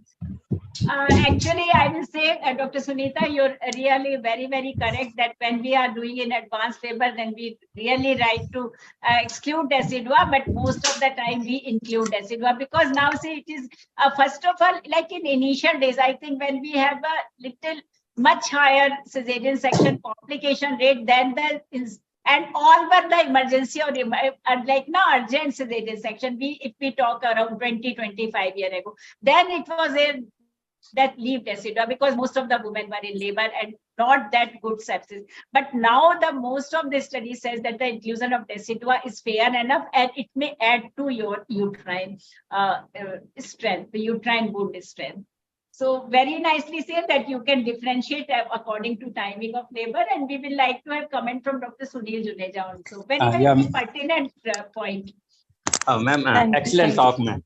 And I would like to say that when these third years are not supervised, they are concerned with time only, that how fast we can finish this cesarean section. And they are not placing these sutures at equal space, equal distances. They will put here and there, and which gives poor healing. And the second point I would like to say, the moment we started using this Vicryl, the incidence of scar pregnancy has increased. When we were students, PG students, we were using this catgut sutures, and hardly we could get any case of scar pregnancy. We have never rather heard of this at the time, and no case of Santa Crita I had seen during my PG days. And but there are now every other day we are getting a case of this Santa Crita, baby Parkrita, and with the cesarean section, this cesarean scar pregnancy we are getting so often now. What is your take on, ma'am, and the use of suture? Thank you, Dr. Sunil. Actually, what we say now, we are all Vicryl 10, we are suturing. But it is even the 1 or 2 research paper also says that there is more incidence of placenta creta with Vicryl. And many times it is actually a matter of concern, because the senior person, like you say, and we also, that we have catgut notice what many things like compression sutures, and whenever the uterus is very vascular or edematous, we need to have the chromic catgut. But this is a point of the concern and the thought that the catgut was dissolved in around 21 days, and it takes around like 2 to 3 months. So it is a constant foreign body like reaction. But what the company says that it is a less tissue reactive. Catgut is much more tissue reactive, and the catgut Vicryl is the less tissue reactive. So we cannot have any word, and I think we are not. Still, we are just going to have Vicryl only, not the catgut suturing at this moment.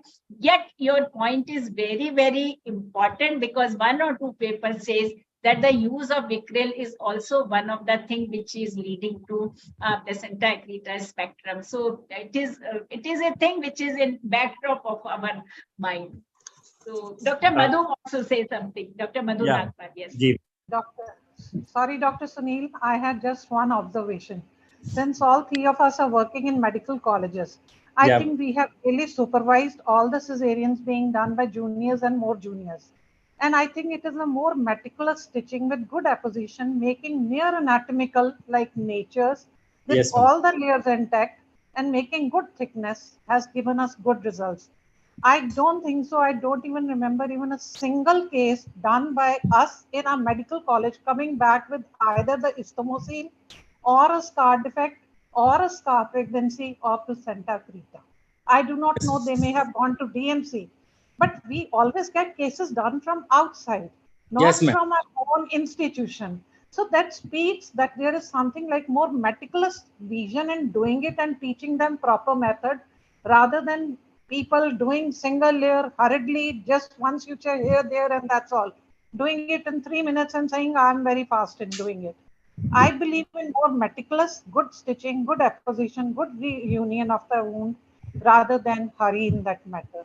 So that gives me one solid point that we have not had even a single case of scar defect or a creta out of our own doing. Yes, ma'am. I think in Ludiana, 50% of the cesareans are being done by general surgeons who have no basic training. General You're surgeons right, who have, I Dr. don't know. Smita, yes. Yeah. So So who I have no never- training. So We are I talking have- about all the techniques. So I was never trying to tell that surgeons are doing it, but you are more vocal and right. This is one point which should be brought about. So Actually, this is the thing, because general surgeon and many times the rural hospitals, no, it is the fact around India. Rural hospitals, they call the people to get the surgery done in different field, and the surgeon actually they just finish it as like a gallbladder or something. But uterus is something a lively or dynamic organ. It has to future pregnancy, future thing, and that is the gynecologist perspective, and that is a real need. And government is also pushing us now that everybody cesarean should be available, but we don't have the obstetrician around the clock, two obstetrician, and that actually compromise the quality. So these are the facts around us, and we together with the everyone who is in the government, in the teaching, in administrative posts, we can really look and speak out. We should not be always defensive about us. We have to search into the problems and find out the solution. That is the way. And we should be speaking of our problems, like speaking of medical legal issues, speaking of the availability of obstetrician around the clock. So these are very, very important thing, and rightly the good teaching and training. So honor teachers. So this is one of the things that in our Foxy also, the all teachers, irrespective of any electoral post or something, all teachers must have a very, very honorable place, because it is you who will tell us that what we can do to train our second generation of OBGY. So these are few very, very important things. And thank you very much for Dr. Sunil, Dr. Sunita, Dr. Madhu for insight, because it makes us stimulating always to think what is to be done and what can be done in our country. Thank you. Thank you. Thank you, ma'am. Thank you, and wish you good luck for the coming elections. Thank you so much. Now Thank you, it's doctor. time for the panel discussion. And the topic is difficult situations in cesarean section. Moderator is Dr. Sadhna Gupta. Although she needs no introduction, but I would like to say certain things, that she is the most able, dedicated, and a very hard working and a great academician. And we all need to support her in a big way. She is the presidential candidate for the election year 2023.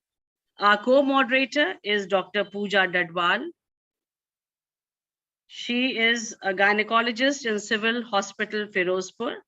She is clinical secretary of Ferozpur OBGY Society, winner of Best Paper Award in NIGF 23, and has presented many papers at national conferences.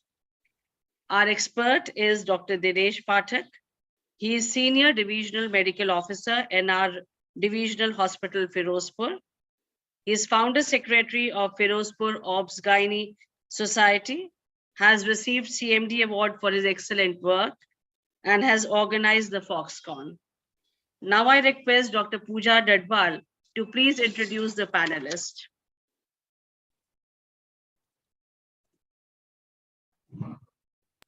Hello, good evening, everyone.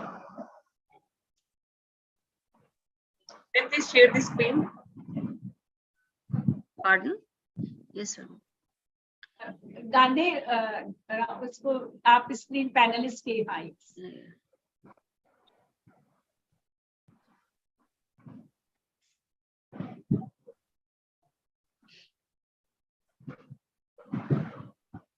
पहले CV display करिए corona Rohan Ruchir ji Gandhi आपने पूजा अपने slide share stop करिए first you have to use the panellist Dr. Pooja, he'll be displaying the CVs. Yes. Ruchir ji. Pooja, stop your slide share. Screen share को आप stop करिए. पूजा जब आप stop share करेंगे ना तभी वो कर पाएगा CV display. Or you want to do it?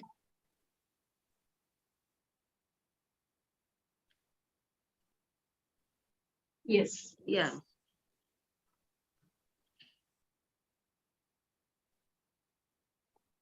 Ma'am, you are muted. Please unmute yourself, Dr. Pooja. Am I audible now? Yes, yes, you are. Hello, good evening, everyone. Welcome to this session. I would like to introduce our panelists for today. First of all, I would like to introduce Dr. Jenny Gupta. Ma'am is Chief Obstetrician Gynecologist at Healthline Hospital, Ludiana. She is having experience of more than 20 years. She is ex-faculty at PGI Chandigarh with her special interest in safe motherhood, high-risk pregnancy, and adolescent gynecology. She is General Secretary in Ludiana Obstetrics and Gynecology Society. She is member of SMC, Foxy, Maneta Champion, and Coordinator Punjab. She is member of SFM and member of All India Women's Federation. She has delivered numerous lectures and invited as faculty at national and state level conferences. Welcome, ma'am. Our second panelist for the day is Dr. Richa Arora. She has been graduated from the Government Medical College, Faridkot, and she has done her post-graduation from GMC Patiala. She has done her fellowship in high-risk pregnancy from PGI Chandigarh. Presently, she is consultant OBGY gynecologist and infertility specialist at Anil Bagi Hospital, Ferozpur. She is life member of Foxy, IMS, SFM, and SB Society, and her area of interest are high-risk pregnancy and infertility. Welcome, Dr. Richa. Our third panelist for the day is Dr. Reenu Gupta. Ma'am is Director and Chief Consultant at Reenu Hospital, Ludiana. She is in private practice from last 14 years. She is executive member of Ludiana Obstetrics Gynecology Society, and her area of interest are high-risk pregnancy and infertility. Welcome, ma'am. Our next panelist for the day is Dr. Deepika Garg. Dr. Deepika has done her MBBS from GMC Amritsar batch 2000, and she has also done her MD from the same place, that is GMC Amritsar, in batch 2006. She has cleared her DNB in 2010 and MRCOG part 2. She is having 1 year of experience as a senior resident from GMC 32 Chandigarh. She is ex-PCMS officer at Civil Hospital, Khanda, and presently she is MD at Dr. Deepika Garg Maternity Home, and also she is a visiting consultant at OBGY Hospital, Khanda. Welcome, Dr. Deepika Garg. And our next panelist for the day is Dr. Suparna Grover. Ma'am is professor in the Department of Obstetrics and Gynecology at GMC Amritsar. She is the secretary at Amritsar Obstetrics and Gynecological Society.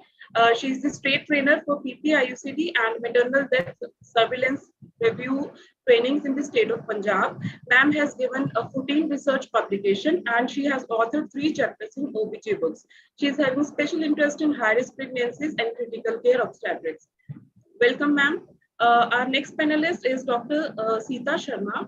Ma'am is senior consultant at Apollo Cradle and Fertility Center. She is ex-professor OBG at Shri Guru Ram Das Institute of Medical Sciences and Research, Amritsar. She is member of Foxy, Indian Society of Assisted Reproduction, Indian Fertility Society, Indian Association of Gynae Endoscopy, International Society of Gynae Plastic Surgeons, and IMA. She has been invited as speaker and chairperson in various conferences, and she has given various publications in various journals. Welcome, ma'am. And our next panelist for the day is Dr. Pradeep Kaur. Dr. Pradeep Kaur is a gynecologist at Birendra Hospital, Amritsar. She is ex-consultant at Jolie Grant Medical Center, Dehradun, and ex-consultant at IVY Hospital, Amritsar, and ex-consultant at Radhaswamy Vyas Hospital. I extend my warm welcome to all the panelists. We would like to hear from you all.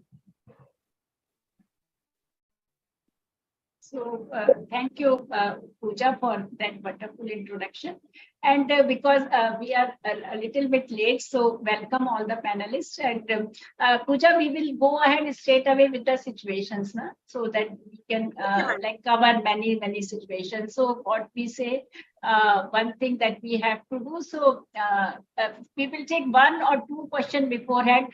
So Ginny, the choice of anesthesia for cesarean section, because anesthesia also brings a lot of issue to the maternal and neonatal safety. So Ginny, your takeaway about the choice of anesthesia for cesarean.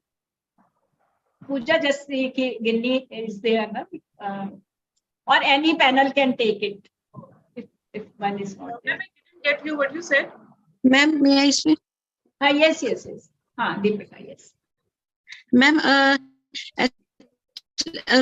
We prefer spinal anesthesia in routine cases, but in case the patient is in shock or baby is in anesthesia.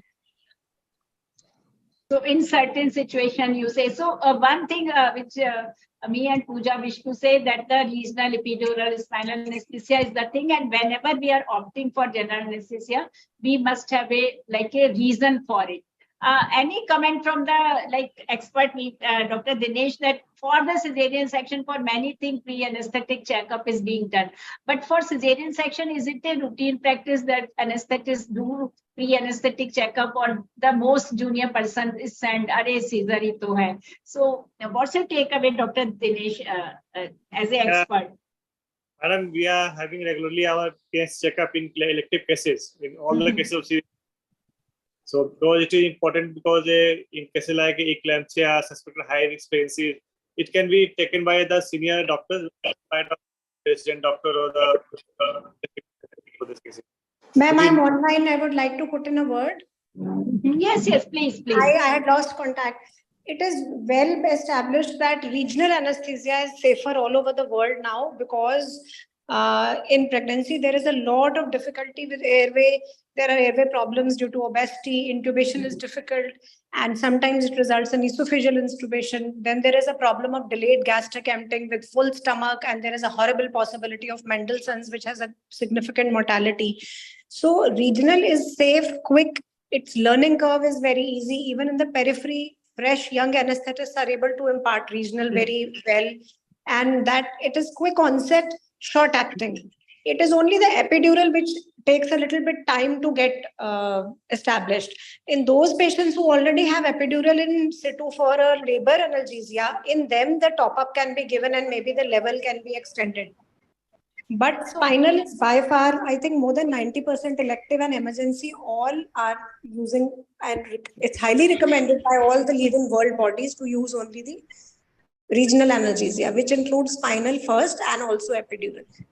Thank you very much for clear message. Just one wish, one thing that pre-anesthetic, Dr. Dinesh, we are very happy to say that you are having regular pre-anesthetic checkup, because sometimes the short neck and the obesity, and that is the patient, even after spinal, the patient is more prone to be hypoxic, or the difficult situation. Many women have the backache, and sometimes the history of anticonvulsant, and in emergencies, this thing getting lost, and a lot of peripartum cardiomyopathy. So suddenly there is a post anesthetic hypoxia. So a very important message, and very happy to say, Dr. Dinesh Pathak, that everyone is you are getting the pre-anesthetic checkup for cesarean as well. Again, is your comment about it, that the institution, all panel, that you are having pre-anesthetic checkup or not?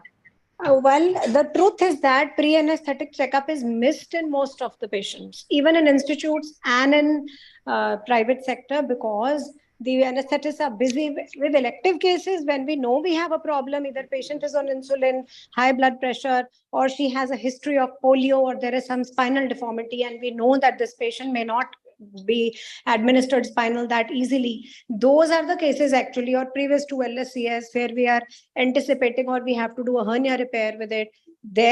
When anticipation is there, elective cesarean, we do get pre-anesthetic checkup. But PAC is sadly missing, I think, in 50% of our emergency cases, 50 to 60%. And it is very, thank you very much, because this is the point. Yes, Gini, please go ahead. Yes, it's just that sometimes the anesthetist will auscultate and tell us that I think this patient may have a mitral valve prolapse. So it is very, very important for the anesthetist to see the patient at least once. In fact, when they come for a surgery or even a minor, we should ask them to go and have a look and auscultate and listen to the chest of all the laboring patients. Thank you very much, because here is the thing where we really get the problem, like a undiagnosed valvular heart disease or the undiagnosed other issues. So this is very like a cardiac issue, as well as the asthmatic, many things are there. So this is important. And before we just go to the case, the Pooja will take it, that what you expect, Richa, from the cesarean section OT. Sometimes we go to a big hospital, but actually what the cesarean section OT is needed, it is not there. So Richa, if you are there, please, your comment, or anybody can take it. Suparna, you can yes, take it. Yes, I'm there, ma'am, no problem. Yes, Richa. Cesarean section it is like a major procedure, and therefore it needs to have a dedicated OT. It is not like other for other people or surgeon, it is considered as a routine procedure or a minor procedure. That does not mean it can be taken in like any left out OT or just even labor room converted into an OT. It should not be like that. It should have its own proper OT, which should have facilities for handling all emergencies and high risk cases. So thank you very much. What is the different from other? That here we need a very, very important thing is the neonatal station, because there must be a good neonatal resuscitation station, because many, like we can say 60 to 70%, it is the fetal reasons are there for cesarean, and we have a lot of status where the fetus delivered, newborn is delivered, and always a great readiness to convert spinal into GA at any moment of time. So we cannot say because 95% of cesarean are in spinal, so that any moment we have to convert into the general anesthesia, and anytime we have the emergency. So a very, very good connect to all people who to be called in the help, because when we say call for the help, we must be ready with all intercom numbers, and everybody can have the communication right from ward IRs and dies. So very, very important that our battlefield should be strong, so that we are ready to face any complication and we prevent many. So with this, these are few difficult situations. This is the very, very good paper which reviews what can be the difficult situation. So Pooja, you take this case. Pooja, you go ahead, please. Question is for Dr. Renu Gupta and Dr. Deepika Garg. There is a third gravida cesarean section. She is having one live child and one vertical incision at rural PHC, and child expired after 1 hour of birth. Her second transfer incision, Jolcon, child is alive and healthy, is 3 years old. She has come to you with mild pain off and on, and her ultrasound report is suggestive of 37 weeks gestational age with cephalic presentation. Placenta is in the upper uterine segment and liquor is normal. Her HB is 10 gram per deciliter, and other investigations are within normal limit. On examination, her fundal height corresponding to 36 weeks of gestational age, and head is floating, and fetal heart rate is good. She wished to give you date for cesarean section, as she is coming from long way and wants cesarean section in your facility, especially for loss of child after first cesarean section. Is it easy or difficult situation? Dr. Renu Gupta or Dr. Deepika Garg, how to optimize this pre-cesarean, how to optimize this case for pre-cesarean workup, and patient want to know how now where will be scar and any idea. Doctor, actually, I can say with the ultrasound report that there is no mention of the scar thickness. So I will like to review the ultrasound report. Meanwhile, I like to put her on the CTG to see exactly if there are any uterine contractions coming or not, do her pervaginal examination. And then I would also like to review her previous obstetric history. Why there was a demise of her baby? Was there intrauterine or was there a still? Like it said it was a stillbirth. So was there any predisposing factor? Was it she was in obstructed labor, or were there any PI history of PIH or abruption? So as she is already third gravida with previous 2 cesarean, she has a high risk pregnancy. I would like to see her CBC, her blood group, because she's of. Yeah, and I would risk to benefit ratio to both the fetus and the mother. And if everything goes normal, I would like to do cesarean at 38 completed weeks, because then lower segment also forms and it's safe for the baby. Keep the new pediatrician should be present at there. Blood should be kept ready. Obviously, it's going to be a difficult cesarean because of bladder would be explained to her.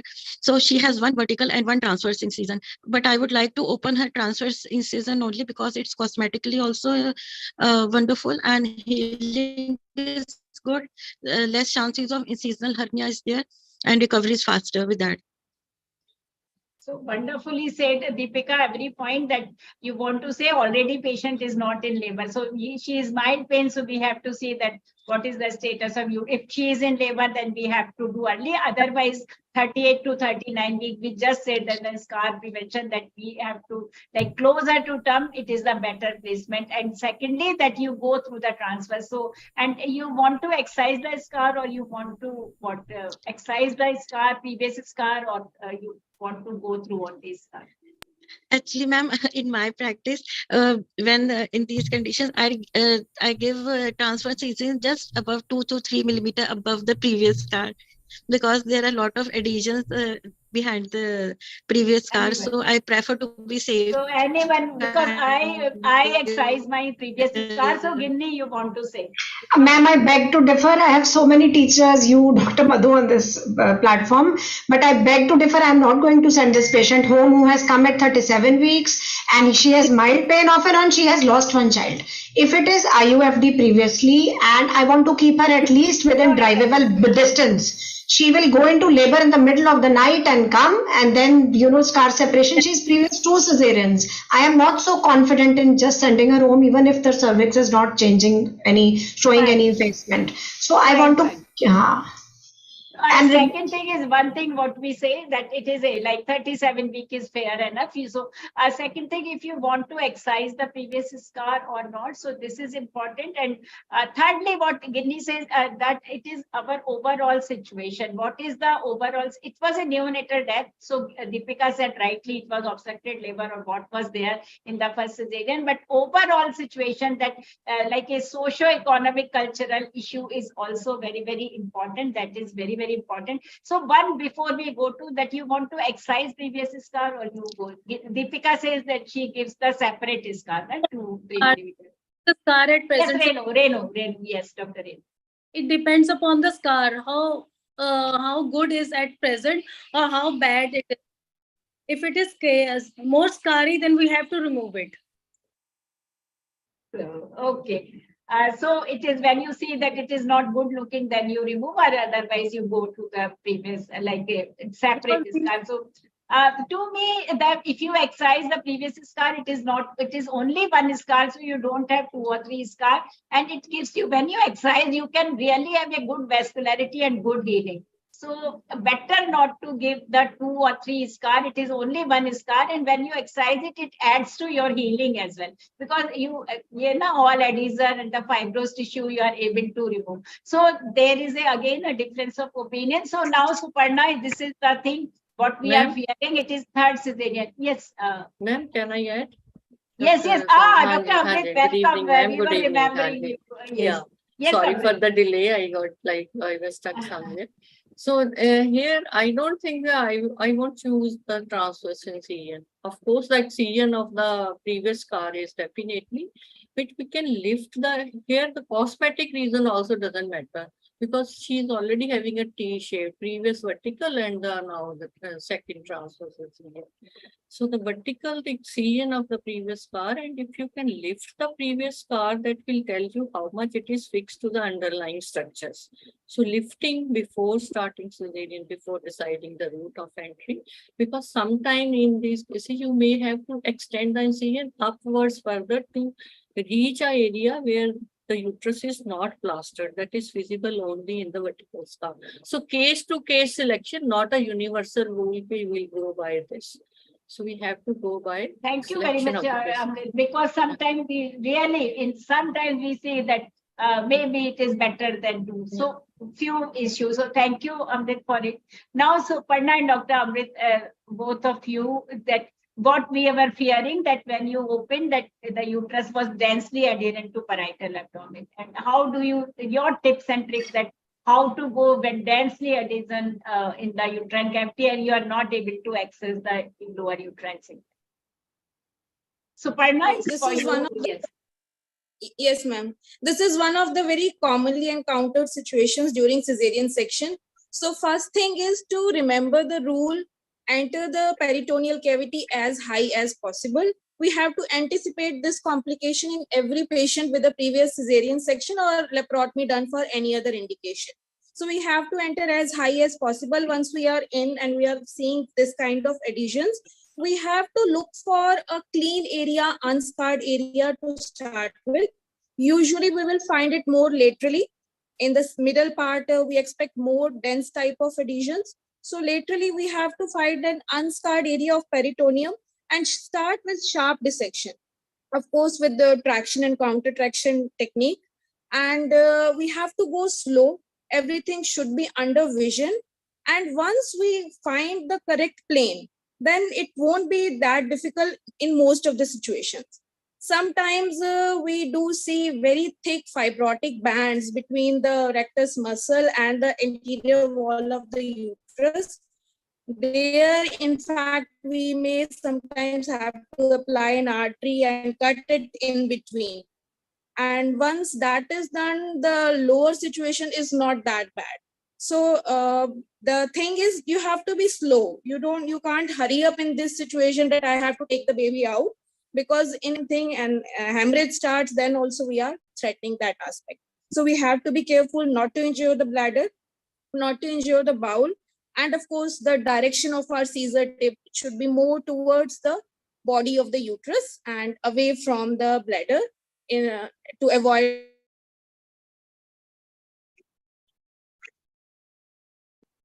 Hello.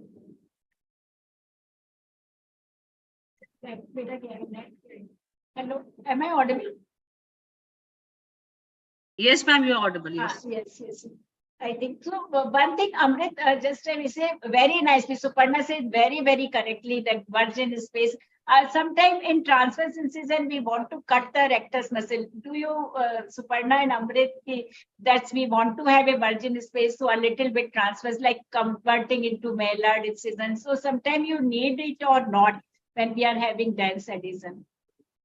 Any comment about it? Like cutting the rectus muscle transversely, which we are separating, we have to cut because it is fibrous. So any comment from any panel? Sometimes definitely we have to cut the muscle, ma'am, when it is densely adherent, transverse cut in the rectus muscle to reach to the uterus. And all the points, they are like very nicely covered by Dr. Suparna. We have to go slow. We have to find a place where there are no adhesions and go through the lateral window, sharp dissection, and as close to the uterus as possible.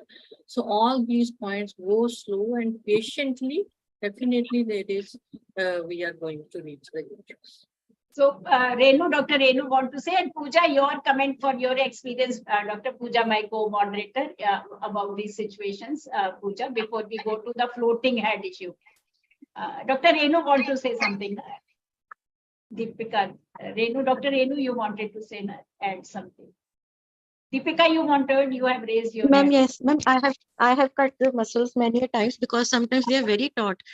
And in these cases, we also need to give adequate skin incision because rectus sheath is fibrosed, and then we have a very less plane for delivering the baby. So the skin incision should also be adequate enough.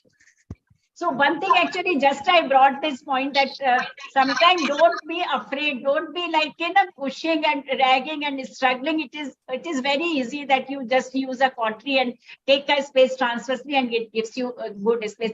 Pooja, you want to add to something as a co-moderator to these points, or it is all been covered, Pooja? So, Ma'am, it is already been.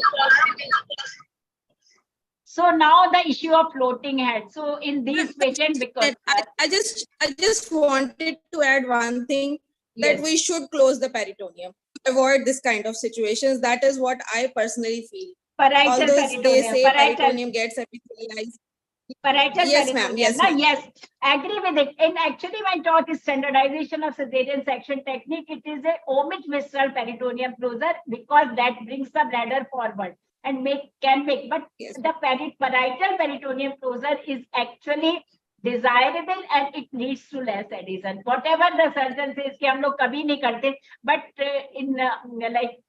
very rightly says that the closure of parietal peritoneum is fair enough and it is a good thing.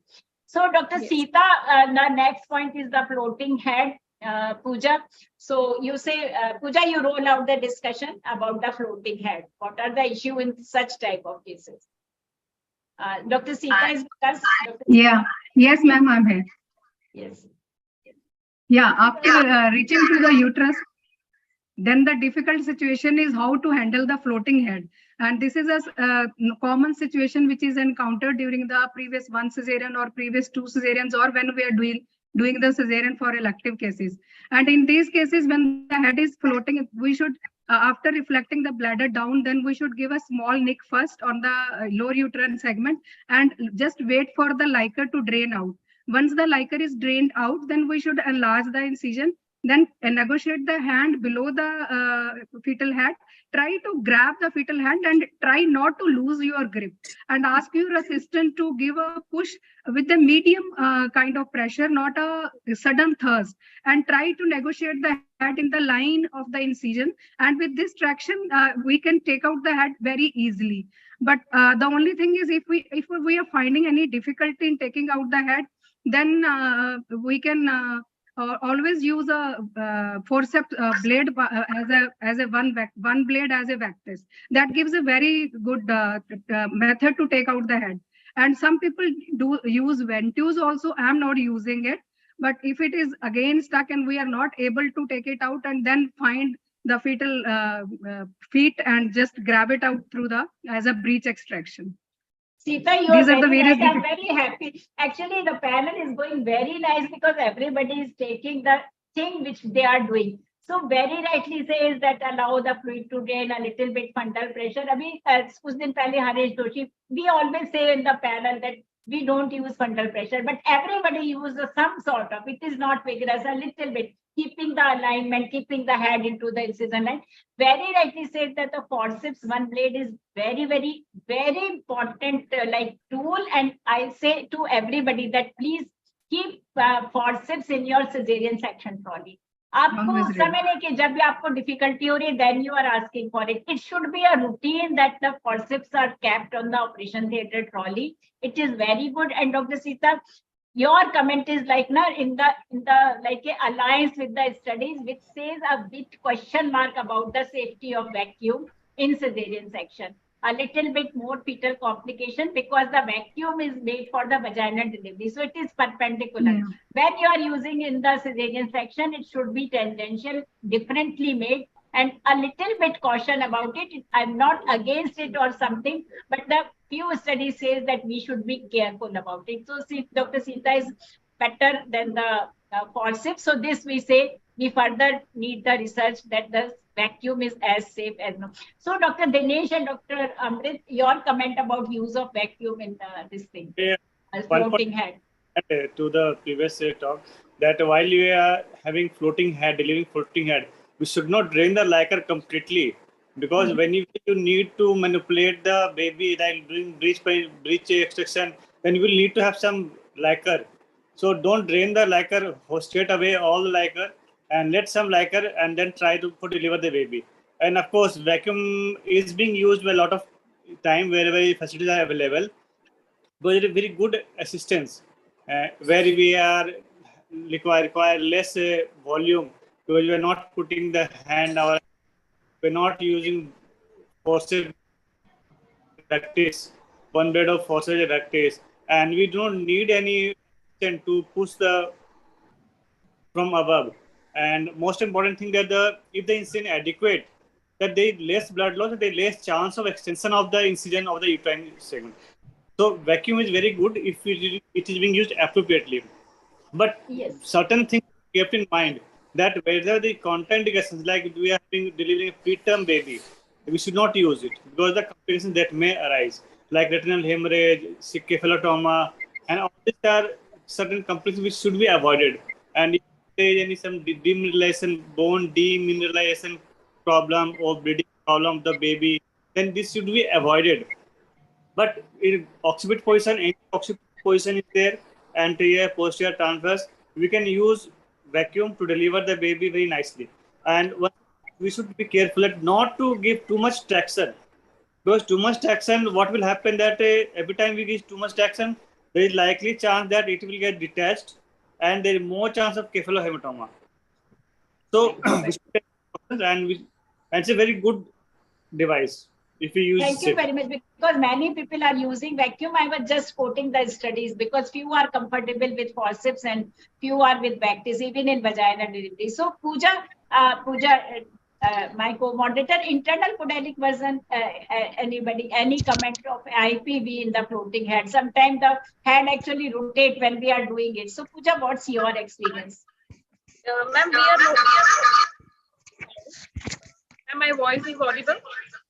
Yes, it is audible. Ma'am, we are not using vacuum or forceps as we are not having availability of these things. We try to drain out the liquor slowly, and then we fix the head to the incision line, and with good flexion, we extract out the baby.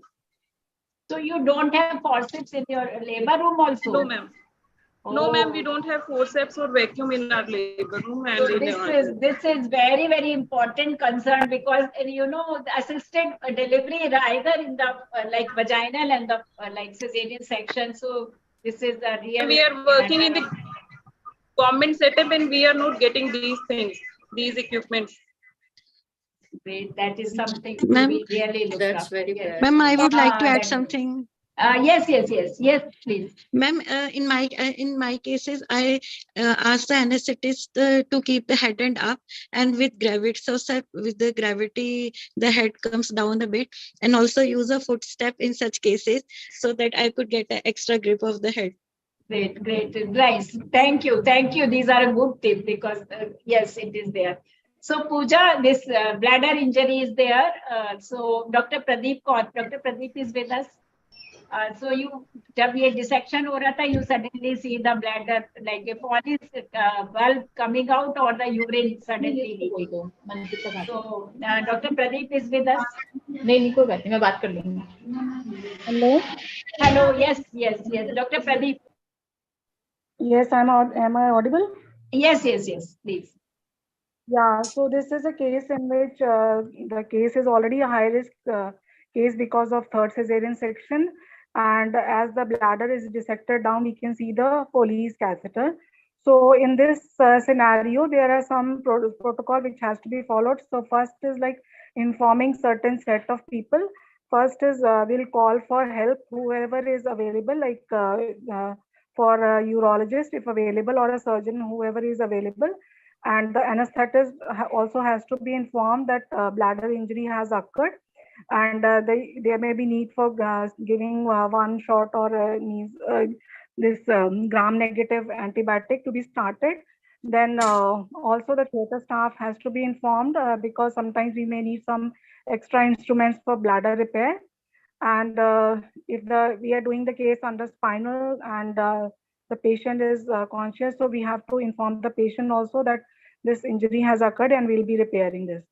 Once doing this, we have to put one knot as a mark where the injury has occurred. Then this cesarean procedure can be completed by putting the incision little higher up, and then placenta can be removed, and uterine closure can be done. Now the bladder injury has to be looked into, and if by that time some urologist has come, or surgeon has come, then this repair can be started, and depends on the length of the repair. It will be done with the number 20 or 30 vicryl in 2 layers. The first one is absorbable, and the second one, first one is continuous, second is interrupted layer. And after completing it, we should check whether there should be no leakage after doing the procedure. And if the rent is big enough, and also it is like near the trigone area of the bladder, sometimes standing has to be done so that ureter kinking and anything does not occur after repair. And we can put a drain afterwards so that any leakage afterwards will not cause any peritonitis or sepsis later on. So once all this has occurred, then we can do some like incident reporting has to be done, like this bladder injury has occurred, and the patient has to be observed afterwards, and the patient will be continuous catheterization will be done for 7 to 10 days, and gram-negative coverage will be done. And before removing the catheter, a cystogram should be done so that there is So these all steps, and also reflective practice is also important in such cases. Like we can reflect upon ourselves, like how can we prevent such type of injuries to occur in future. So any comment from that, how we can prevent? Very, very nicely said. I think you have covered everything.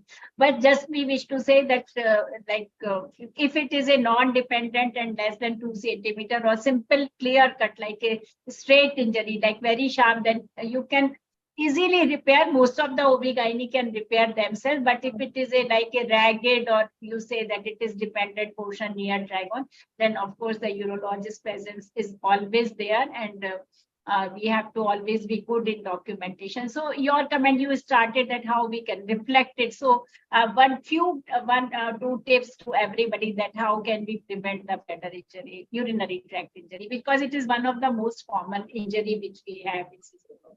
So urinary injury can occur like once we are opening the peritoneal cavity. At that time, we should open high up in the peritoneum so that the bladder injury can be avoided. And also, whenever like in these cases of previous cesarean sections, putting our incision little higher up, rather than we can usually visualize the previous scars also. And also when we are pushing the bladder, it should not be too much of blunt dissection. It should be a mixture of sharp and blunt dissection, because pushing too much with pressure can also cause bladder injuries. Thank you very much. And it was wonderful, all concise. So coming to the next extreme. So Pooja, you go ahead with the second case. Pooja? My next question is for Dr. Gini Gupta. Ma'am, if there is a patient with, there is a patient which is, she is fifth gravida. She is having previous 4 vaginal delivery at village PSC, 2 antenatal checkup, and has come to your hospital at 11 p.m. with 40 weeks of pregnancy and pylorus plus. Her BP is 140 by 94 millimeter of mercury. She is dehydrated and tired. Her per-abdominal findings are suggestive, fetal heart sound is audible, and it is 100 beats per minute, with her fundal height corresponding to 40 beats, and her pulse rate is 110 beats per minute.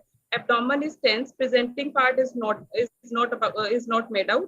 Per vaginal findings are OS is almost 9.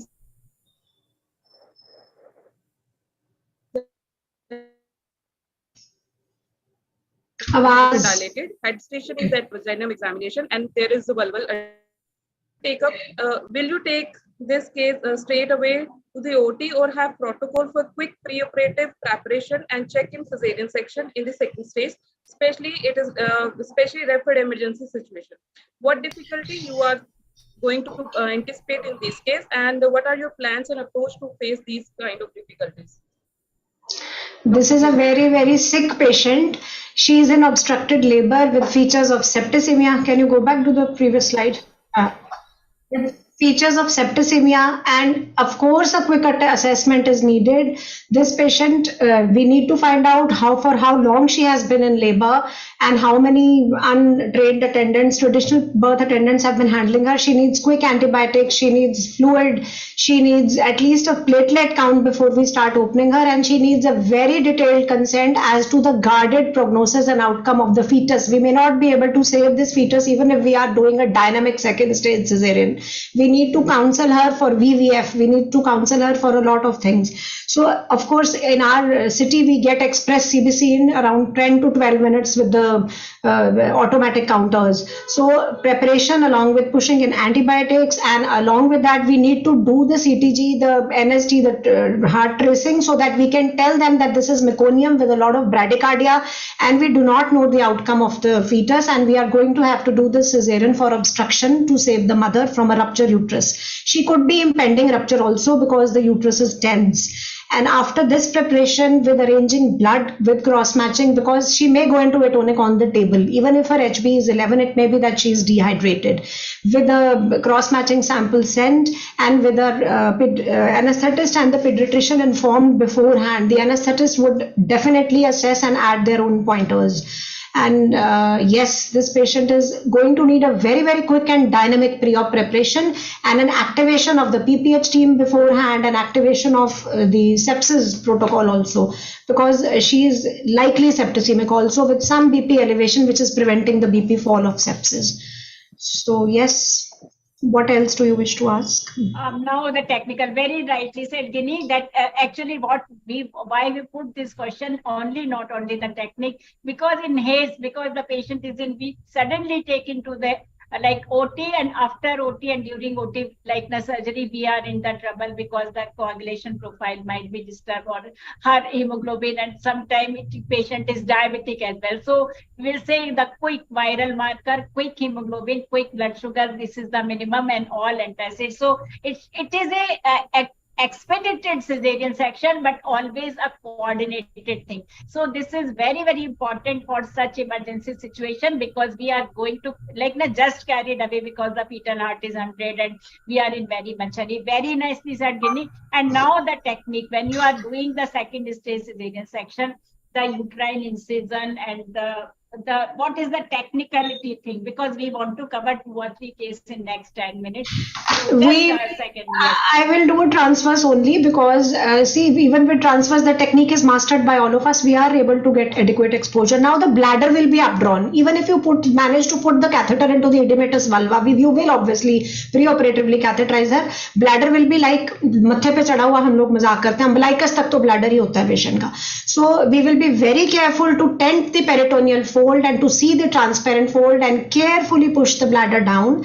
And sometimes till the umbilicus, or even till 16 weeks size of uterus, it is all lower segment, because it is so distended, it is like an impending rupture. So I am not worried ki main upar incision to nahi de rahi, because it is going to be LUS everywhere. Push down the bladder. And now the problem is, now this is an impacted head.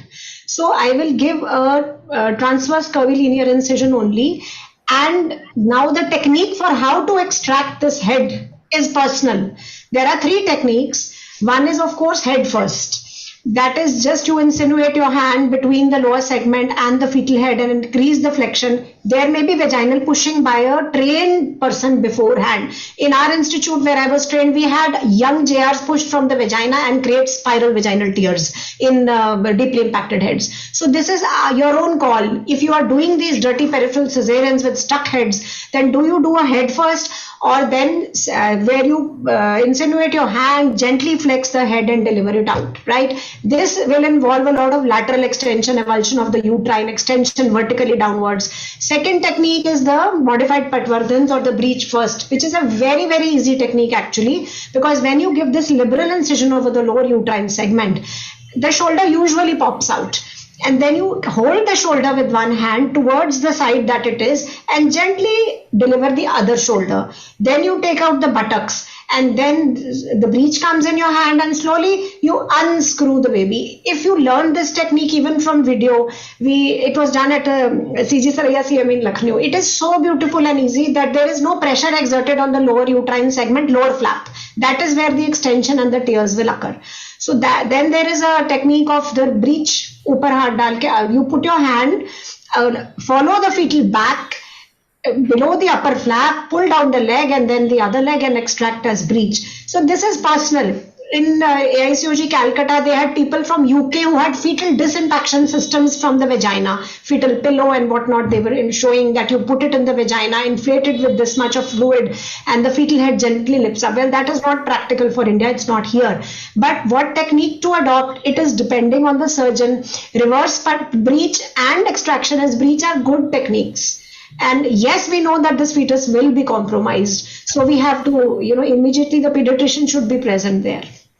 Thank you, Ginny. You have covered actually everything what it is. So it is not only it is your personal, it is individualization. So but the most of the time, as soon as you put your hand below the head, the mystery, the magic is in the breaking the vacuum. As soon as the vacuum is there, already patient is in the uterine contraction, so we very easily deliver. Sometimes it is very, very impacted, and sometimes we have the cases when you are not able to even pass the catheter without like pushing back the head. So sometimes the catheter, I have 2 or 3 patients where we could not pass the catheter as well. So this is important. Then sometimes the pushing, but whenever you are doing the vaginal like a push, then you have to not only 1 or 2 finger, you can have the fracture of skill. So the right technique is important, and internal podalic version is considered very quick and very safe. But then it is very easy once it is learned. But we have just a a few weeks ago that Dr. P.K. Shah says he was not, they get a complication because maybe the junior person who are not well versed with the person, they are struggling with it. So important thing that we have to master every technique. It is not so that it is our personal choice. We have to be like once well versed in every technique, because one day you might be, because sometimes shoulder is coming and if you are not able to push it back, then then we must have the few steps about it. So thank you. Ma'am, Yes. But Vardhan technique is very good. It looks like a horrible thing, a person who is watching it, but otherwise it is very good. And one point I wanted to add is, if you adopt and stick to the method what you are adopting, don't change your method again and again under being a panic. You have to stick to one method which you are going to plan for this delivery of this baby. Ma'am, one thing, please emphasize, there may be students listening here, that this consent must be taken. This child may not make it. This fetus may not make it, because they will be under your, they will kill you. Ki bacha to bacha nahi, cesarean bhi kar diya. So it is a maternal indication. Always, whenever you think, I will say, for whenever you are doing cesarean section, you must be very, very always a guarded thing about it, because otherwise, and these patients are high risk meconium aspiration syndrome. So sometimes it is really, we are not. So coming to the same thing, after this all delivery, difficult delivery, Dr. Renu, and you find after delivery, suddenly the operative field is full of blood. So very, very common situation what we deal with. So Dr. Renu, how you deal with this? Yes, ma'am. If I have a good assistant with good popping and good suction, I can find the angles. With from that, I can find the edges. Later on, from the extensions, if you don't have that good assistant, then I'll do it myself. Yes. Again, if everything fails, then I'll try to ligate the uterine arteries and. Yes. Uterine artery. Yes, very right. So one thing very rightly says, for cesarean section second stage, what a good paper from the Western world, that 90% of residents are not confident in dealing with second stage cesarean. So again, a very, very important point about the very, very good teaching and training. And you rightly said that we must have a good assistant when we are having the second stage cesarean. And you are troubling for the tears and the vessel injury, which we are really concerned about it. So the uterine artery revascularization, and a very, very good thing, whenever it is a tear or something, you have to suture it. Any comment? Yes, you please go ahead, because just for the scarcity of time, I'm going a little bit fast. So, Ginny, yes. Ma'am, very quick comment that in this, quickly we can put green armitage and exteriorize the uterus. Visibility will be great. Visibility, bladder will fall down. Bladder will fall back into the abdomen, and at least you can put green armitage. Please don't use Alice. I emphasize that the exteriorization is better for the best for the most of the situations, because it is atonic PPH also. After obstructed labor, suddenly you deliver the baby and the uterus is atonic. It is a grand multiparent. Always, never take a time to exteriorize the uterus. Very rightly say, Dr. Sita, you wanted to say something. Yeah, exteriorization of the uterus really helps, because it keeps the uterine vessels under this contraction, and then the blood loss is also less, and you will find time to, you will see, and you will find time to reach the where the bleeder is actually. Very true. Exteriorization of the uterus is very, very important. Because if there is some extension to the posterior wall, that also be taken in all the case, like patients with obstructed labor. Exteriorization of the uterus is a must. Because why we are taking, and every senior teacher, Amrit is saying, everybody is saying that, Ginny is saying the young, is a young one, because some people take it as a something fashion or glamour, that we always repair in situ. So surgeons are all about flexibility and opening up the heart. That's why surgeons are better people also, because we are opening to heart to any complication. We are ready to deal with our team. So very important that don't think that externalized repair in situ is something any advanced procedure. Actually, the research says that the externalization gives you a better outcome in many, many sense. So proper visibility is must. Especially in obstructed labor, like if you don't do it, then you may miss the extension to the uterus of the tear on the posterior side. Ma'am, in this scenario, I would like to add that once there is blood everywhere, we can't find the lower flap.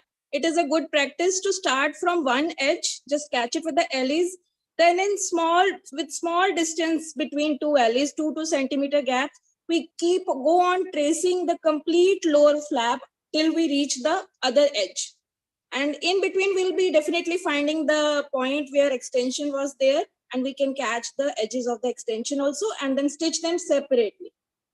Very, very important. Don't be hurry in suturing because the field is full of blood. Because sometimes we miss the vaginal tear, we miss the lateral tears, and they come even in the post-operative ward that the patient is having the refractory pH. So very, very pulse of wisdom. So now we will have a rapid fire round of something. So anterior placenta previa, not accreta. We will not take accreta into this. So very quick remarks so that we can say obesity, myoma, and the anterior placenta, what to do.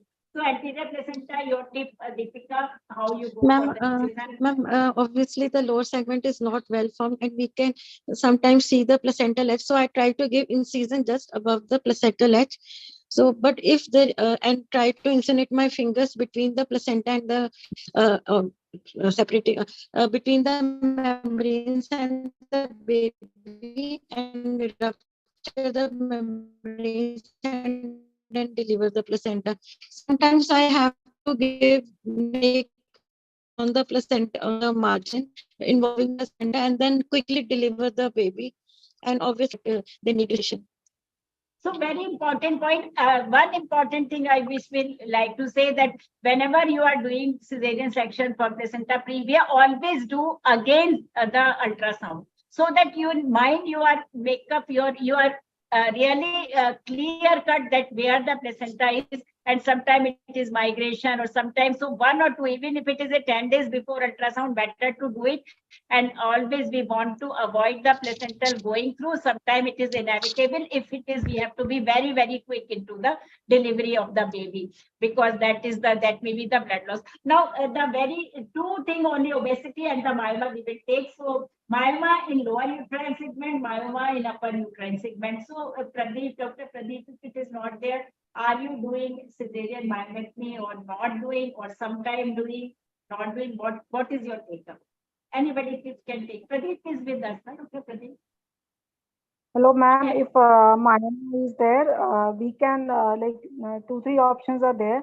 Ideally, there should be pre-operative mapping of myomas in case we find during the cesarean.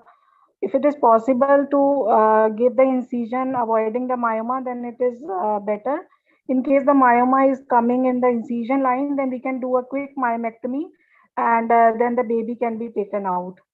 And in about cesarean myomectomy, if the myomas are big enough, then cesarean myomectomy can be done, and it is really in practice these days, so it can be done. So one thing about cesarean, so first of all, it is inevitable because it is coming into your incision line. So 2 or 3 points that not every myoma need to be removed. You have to think of 2 or 3 things that it must be a consent that we are removing myoma. Secondly, you must be expert in doing a lot of gynae myomectomy, because that is the thing. And thirdly, that you have to see that if it is, you think that it is not approachable, or it can add to something of refractory postpartum hemorrhage, it is not necessary. But if you are expert and you see that I do a lot of myomectomy, but still I say that not in all cases.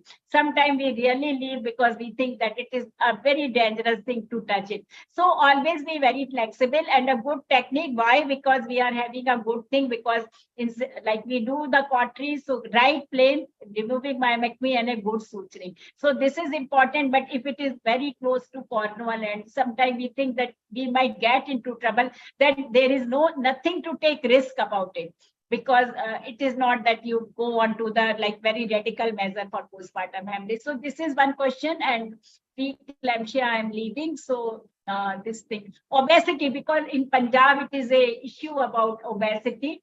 One point about this broad ligament hematoma. If it is broad ligament hematoma, Deepika and Suparna, your take. Ma'am, I would like to exteriorize the uterus and then see both anteriorly and posteriorly.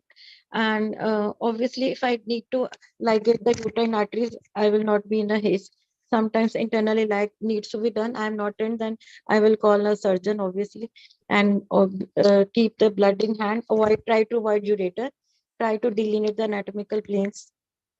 So broad ligament hematoma is it? And no dead space should be there. Yes, sometimes first see small hematoma, then press back and pray. So see that it is not enlarging. If it is enlarging, then you have to be hemostatic. If any bleeder, you have to ligate it. And oxytocin to be given along with that. Yes, and selective like uterine vascularization through the internal iliac artery ligation sometimes, and it is something a very like a diverse presentation with broad ligament hematoma. Sometimes they suppress, they are all their own, no tenseness, not increasing that you can have, but sometimes they really cause a trouble. So it is a obese patient in cesarean section. This is the last situation. Dr. Sita and Dr. Pradeep, because I took that we should take, because in Punjab obesity is a big issue. So how do you take incision in the obese patient, and any extra precaution when you are dealing with obesity, diabetes, or something during cesarean? Yeah. Ma'am, this patient is IVF conceived and having PCOS and also GDM and also hypertension. That means she's a high risk patient, as well as she's a precious pregnancy. And then these kind of patients should be taken early in the morning, because she is diabetic and she is instructed to not to take her morning dose of insulin. And then when she is taken up into the OT, then liberal incision should be given. Don't hesitate to give a small incision or so. Liberal incision should be given, and she can be a candidate for later atonic PPH also. And extraction of the baby can also be difficult, because baby is in oblique lie. And then we have to look for the angles, and then we have to look for the stitching part also. We have to stitch the uterus as well as the abdomen very carefully, so that there is no dead space left in between. Thank you, Dr. Or Sita. we should Yes. We should also cross match and keep the blood ready in these patients. One question which we like to have comment from Dr. Pradeep, that this is the two issue about the very obese patient. One is that you push the panniculus above and give the like a transverse incision below. And one is that what is considered actually better access to the uterus in the obese patient, that is the supraumbilical. You push the like a supraumbilical incision. So this is something very confusing for everybody, because cosmetically it does not look good, but the access to lower uterine segment is very like a better in this. So Pradeep, your comment about it, and we will like to this thing, the incision right on the obese patient. Yes. You said it very rightly. The incision should not be given in the panniculus area, because later on all the time it will be like pressure area will be there, and also the sweating also, and there will be more chances of this wound adhesions.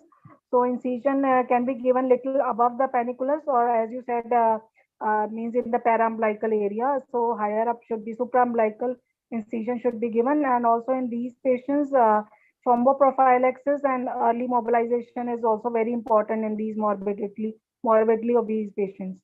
So very important, because obesity we cannot take lightly. Extra retractor. Usually we have a one like a retractor, so we have to have a two retractor. We have to be very careful about the any foreign body like left spine because it is a big abdominal cavity, atonic PPH, and the skin incision because it is not only the initial approach to the uterus, after healing is also because in the paniculus, if it is in transverse incision, a lot of fungal infection we see because it is always covered by the paniculus. So fungal infection and the resistance. So important thing is that what we might not be liking it or the patient, but the supraumbilical incision is considered much better. Like it is easy access to the uterus lower segment and like better healing in obese patients. So this is a something gray area we like to have. Dr. Dinesh, your comment about it and all the things which is about it. Yes. That while taking consent for the cesarean section, we can also take consent for paniculectomy. And after the cesarean delivery, we can do the paniculum. So the incision is much healthier.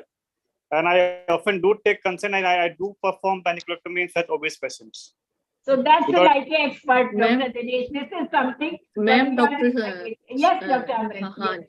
We also did the same. In fact, we gave a big oval incision, one above the convex incision and another below the paniculus, and excised the paniculus, like a big oval incision over and removed it. Then we did the cesarean in a 180 kg woman.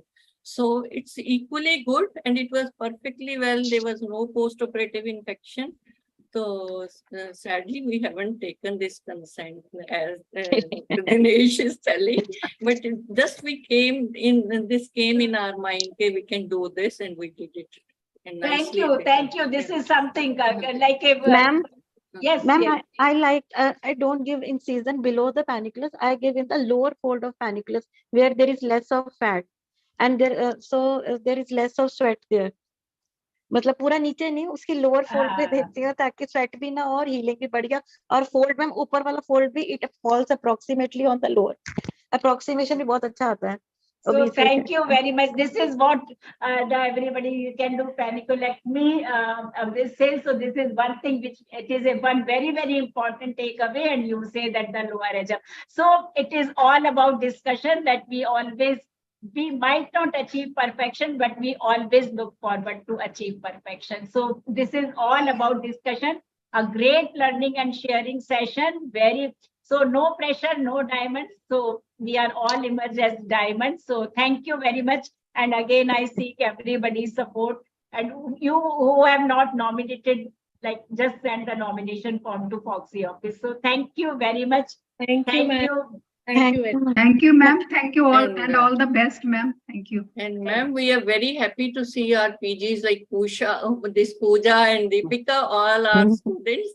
And it's nice platform to see you, Pooja and Deepika, after so many years. In 2006 she came. Thank you, ma'am. Same here, ma'am. बार की class attend करने आ जाती थी. Deepika was that student. My pleasure to hear you again. Hello Pooja. So many years after we have seen you. You were our mentors. आपसे ही सीखा सारा कुछ. Deepika, that's this was the best thing for her. She alone will come and attend the theory class of UGs. जब भी देखे और कोई नहीं आएगा, दीपिका बैठी होगी फर्स्ट रो में. It was a good memory. आप देखिए कि टीचर्स कितना स्टूडेंट्स को याद रखते हैं. ये हमारी इंडियन लीगेसी है ना. So see how teachers are like ना they remember your everything. Yeah. Thank you. Thank you very much. Thank you very much for such an interesting panel discussion. And now we quickly move on to the third talk, which is post-cesarean care and complications. And to grace the occasion, our chairpersons are Dr. Sarabjit Kaur. She is Secretary, FOGS, Ferozpur branch. She has worked as registrar in Leelavati Hospital and has been in practice for 12 years. And she has special interest in high-risk pregnancies. Then Dr. Jagjit Singh. He is consultant at SMO Civil Hospital, Malerkotla. He is Chief Advisor to Specialist Doctors Association, Punjab. And he's Vice President, AIFGDA, Founder Secretary of Faridkot Society. We welcome you. And now I request Dr. Jagjit Singh to please introduce the speaker, Dr. Richa Dhawan. Dr. Jagjit Singh.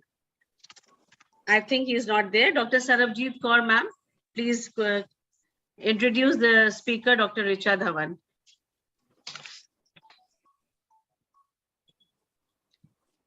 Are you there, ma'am, Dr. Sarabjit Kaur? Well, Dr. Richa Dhawan, I'm going to introduce her. You only continue it.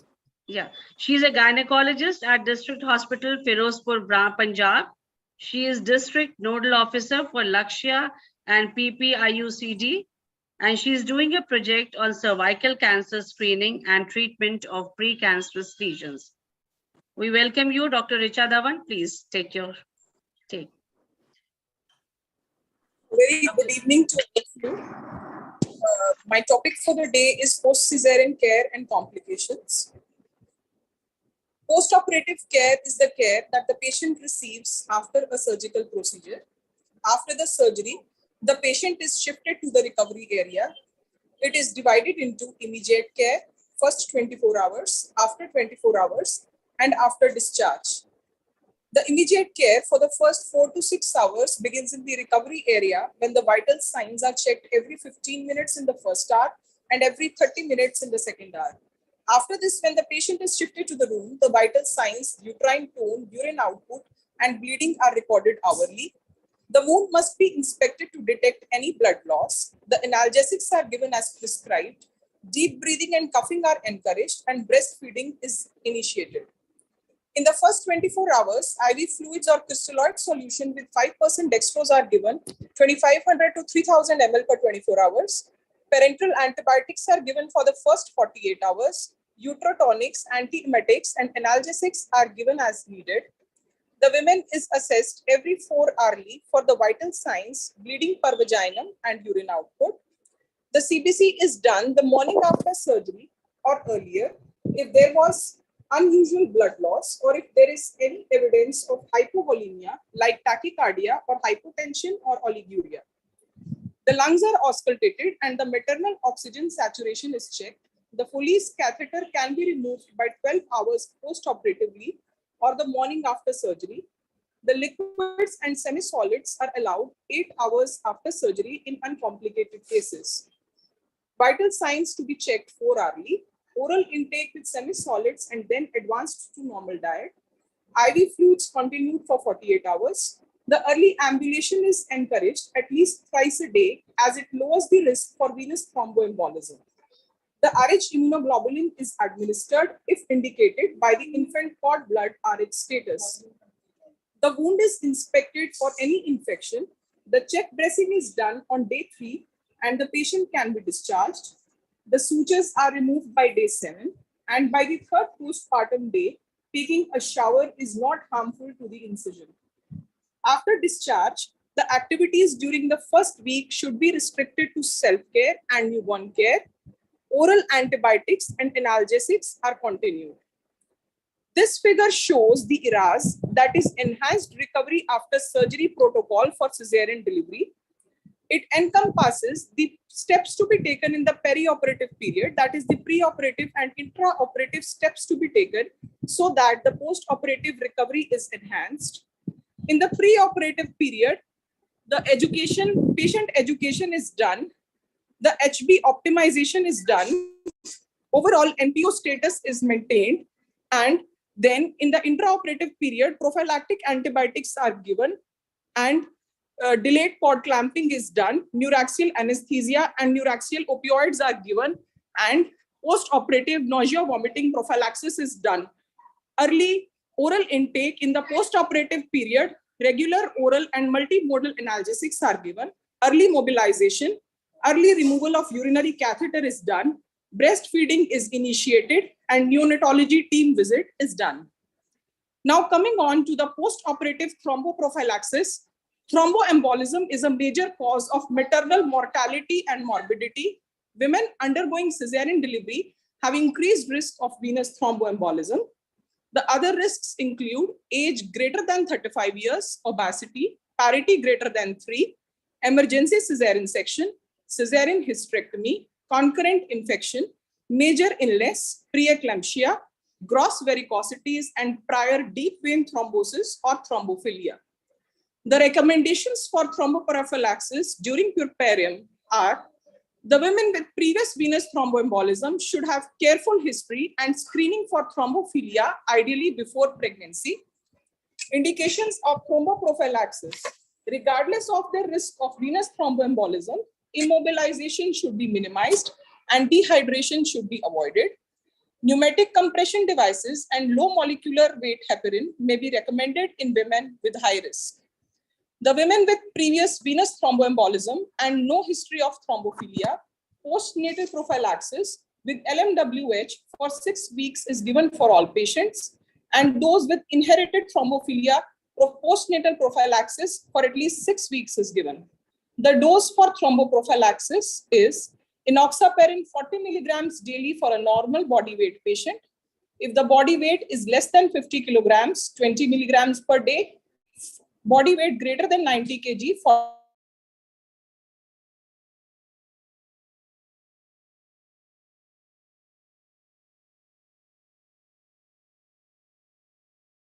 thrombophilia, postnatal prophylaxis is given for 6 weeks.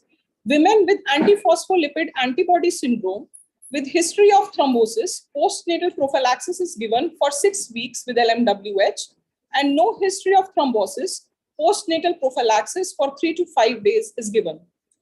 Women without history of previous venous thromboembolism or thrombophilia with the presence of risk factors as mentioned above, postnatal LMWH for 3 to 5 days after delivery is given. Now coming on to the next part of my talk, the complications of cesarean delivery. Operative complications. The primary maternal mortality is 4 times that of vaginal delivery, which may be due to shock, anesthetic complications, particularly the Mendelssohn syndrome, hemorrhage usually due to extension of uterine incision to the uterine vessels or the atonia of uterus or DIC, the injuries to the bladder or ureter, and the fetal injuries. The uterine lacerations, especially of the lower uterine segment, are more common with a transverse uterine incision. These lacerations can extend laterally or inferiorly. They are repaired easily. Take care to identify the uterine vessels when repairing lateral extensions, and when repairing inferior extensions, the surgeon needs to think about the ureters. If the laceration extends into the broad ligament, strongly consider opening the broad ligament and identifying the course of the ureters. Bladder injury is an infrequent complication. It is more common with transverse abdominal incisions and in repeat cesarean deliveries. The bladder most commonly is injured when entering the peritoneal cavity or when separating the bladder from the lower uterine segment. The bladder injury has been reported to occur in more than 10% of the uterine ruptures and in approximately 4% of the cesarean hysterectomies. If a possibility exists that a cesarean hysterectomy may be performed, mobilize the bladder inferiorly as far as possible, then dissecting it free of the lower uterine segment. If the dome of the bladder is lacerated, it can be repaired simply with a 2-layer closure of 2-0 or 3-0 chromic sutures with a Foley's catheter left in place for an extra few days. If the bladder is injured in the region of the trigone, consider ureteral catheterization with possible assistance from a urologist. Injury to the ureter occurs in up to 0.1% of all cesarean deliveries, 5% of cesarean hysterectomies. It is more likely to occur when repairing extensive lacerations of the uterus. Ureteral injury, when commonly occlusion or transection usually, is not recognized during the time of the surgery. The bowel injuries occur in less than 0.1% of all cesarean deliveries. The most common risk factor for bowel injury at the time of cesarean delivery is adhesions from the prior cesarean deliveries or prior bowel surgery. If the bowel is adherent to the lower portion of the uterus, dissect it sharply. Injuries to the serosa can be repaired with the interrupted silk sutures. If the injury is into the lumen, perform a 2-layer closure. The mucosa can be closed with interrupted 3-0 absorbable sutures placed in a transverse fashion for a longitudinal injury. For multiple injuries or injuries to the large intestine, consider intraoperative consultation with a general surgeon or a gynec oncologist. Another intraoperative complication that can be encountered in a patient with a multiple gestation, polyhydramnios, or a failed attempt at vaginal delivery in which the patient was on Pitocin augmentation for a prolonged period is uterine atony. When the uterus is closed, the attention must be paid to its overall tone. Now, coming on to the postoperative complications, the early complications can be thrombosis and pulmonary embolism, acute dilatation of the stomach, and paralytic ileus. Early oral intake decreases the time to return of bowel sounds and decreases the abdominal distension. Then there can be wound infection, puerperal sepsis, and burst abdomen. There can be chest infection, pneumonia, atelectasis. Deep breathing exercise and postural drainage are recommended to prevent the chest infections and pneumonia. Then there can be pelvic thrombophlebitis. Late postoperative complications include rupture of the uterine scar and the incisional hernia. One should consider cesarean section complication, endometritis if there is excessive vaginal bleeding, thromboembolism if there is cough or swollen calf, UTI if the patient has urinary symptoms, and urinary tract trauma if there is leakage of urine. The anesthesia-related complications can be aspiration syndrome, hypotension, and spinal headache. Complications with multiple repeat cesarean deliveries. There is an increase in risk of maternal morbidity with multiple cesarean deliveries, increase in the rate of bowel or bladder injuries, increased rate of admission to ICU, increased hospitalization, and increased wound infection. Pelvic pain from peritoneal adhesive disease. For women with more than 4 cesarean deliveries, major hemorrhage rate increased by 18-fold, deliveries less than 37 weeks increased by 6-fold, and placenta previa and accreta increased by 3-fold. Coming on to a very important topic is that PPH, excessive hemorrhage associated with cesarean section, commonly defined as blood loss greater than 1000 ml. The incidence is 5 to 10% of cesarean sections. The common causes are uterine atony, abnormal placentation, uterine trauma, and sepsis. The preventive measures are uterotonic agents like the oxytocin, carbitocin, or misoprostol, or other prostaglandins, the uterine compression sutures, balloon tamponade, stepwise devascularization, uterine artery embolization, and cesarean hysterectomy. This figure shows the compression sutures, both the vertical and the horizontal cervicoisthmic sutures being applied in a case of PPH. The following figures shows the stepwise devascularization, the ligation of the uterine artery, the tubo-ovarian vessels, and finally the internal iliac artery ligation. If all the above measures fail, then one has to resort to cesarean hysterectomy as a life-saving procedure. It is also a first-line surgery for extensive uterine rupture and bleeding from morbidly adherent placenta. The incidence is 1 to 4 per 1000 cesarean sections. It is a life-saving procedure, but it is associated with significant morbidity, including massive blood transfusion, intensive care in 10 to 48% of cases, urological injury in 8% cases, and need for reloop laparotomy in 8 to 18% of the cases. The figure shows postpartum hysterectomy, both partial and total, as a life-saving procedure. Then is the secondary postpartum hemorrhage, which is defined as any significant vaginal bleeding that occurs between 24 hours after placental delivery and following 6 weeks. The incidence of secondary postpartum hemorrhage has been reported to be about 0.2 to 0.8% and is one of the most common indications for readmission after delivery. The secondary postpartum hemorrhage after cesarean section occurs in about 1 to 365 cases. The most common etiological factors are the retained products of conception and subinvolution of the placental site. A rare cause is partial or complete dehiscence of the lower uterine segment incision. The mainstay of treatment in secondary PPH is with antibiotics and uterotonics. Antibiotics, usually a combination of ampicillin and metronidazole, suffice. Then is the puerperal infection. Puerperal infection is described as any bacterial infection of the genital tract after delivery. The risk of puerperal sepsis is higher in a planned cesarean delivery as compared to those having planned vaginal birth. The administration of antimicrobial prophylaxis at the time of cesarean delivery has remarkably reduced the risk of post-operative pelvic and wound infection.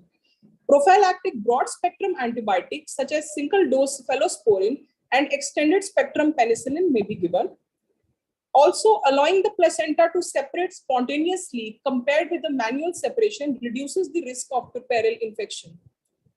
Abdominal incisional infections can occur, and the risk factors are obesity, diabetes, corticosteroid therapy, immunosuppression, anemia, hypertension, and inadequate hemostasis with hematoma. Incisional abscess. The treatment includes antimicrobials, surgical drainage, debridement of the devitalized tissue, and the fascia is carefully inspected to document the integrity. The local wound care is done twice a day, and at 4 to 6 days, when the healthy granulation tissue is present, secondary suturing is done. Then there may be wound dehiscence, which refers to the separation of the facial layer, and it demands secondary closure of the incision in the operating room. Then there can be necrotizing fasciitis, which is an uncommon serious wound infection, which is associated with a high mortality rate. These wound infections are usually polymicrobial. Early diagnosis, surgical debridement, antimicrobials, and intensive care are paramount in successful treatment. Peritonitis is an infrequent following cesarean delivery. Most often it is caused by the uterine incisional necrosis and dehiscence. Rarely it may be due to a ruptured adnexal abscess or an inadvertent bowel injury at the cesarean delivery. In some women following cesarean delivery, a parametrium cellulitis is incentive, and it forms an area of induration within the leaves of the broad ligament, which is known as parametrium phlegmon. In most women, the clinical improvement occurs following continued treatment with a broad spectrum antibiotic. Surgical debridement and hysterectomy are reserved for women in whom uterine incisional necrosis is suspected because of ileus and peritonitis. With this, I come to an end of my talk. Thank you for your kind attention and hoping to have a safe motherhood for all our mothers. Thank you. Thank you, Dr. Rachna, for such an informative talk. You have done things so systematically. Thank you so much. Any experts, any valuable inputs from anybody? So I think with this, we come to an end. And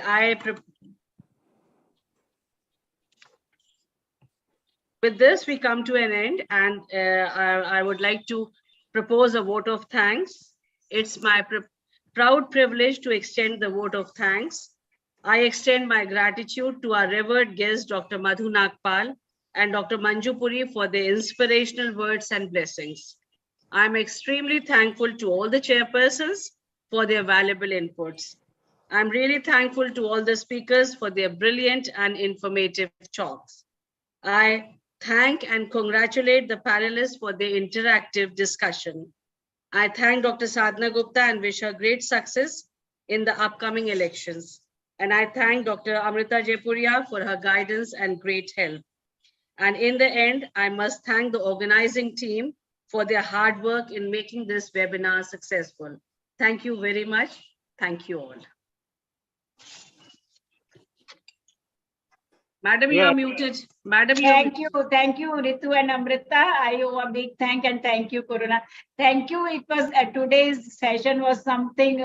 Again, we took a lot of points that what could be done, like the paniculus removal and many things that how we are dealing with this. Dr. Ambed gave so many. Dr. Dinesh and every teacher gave their beautiful input.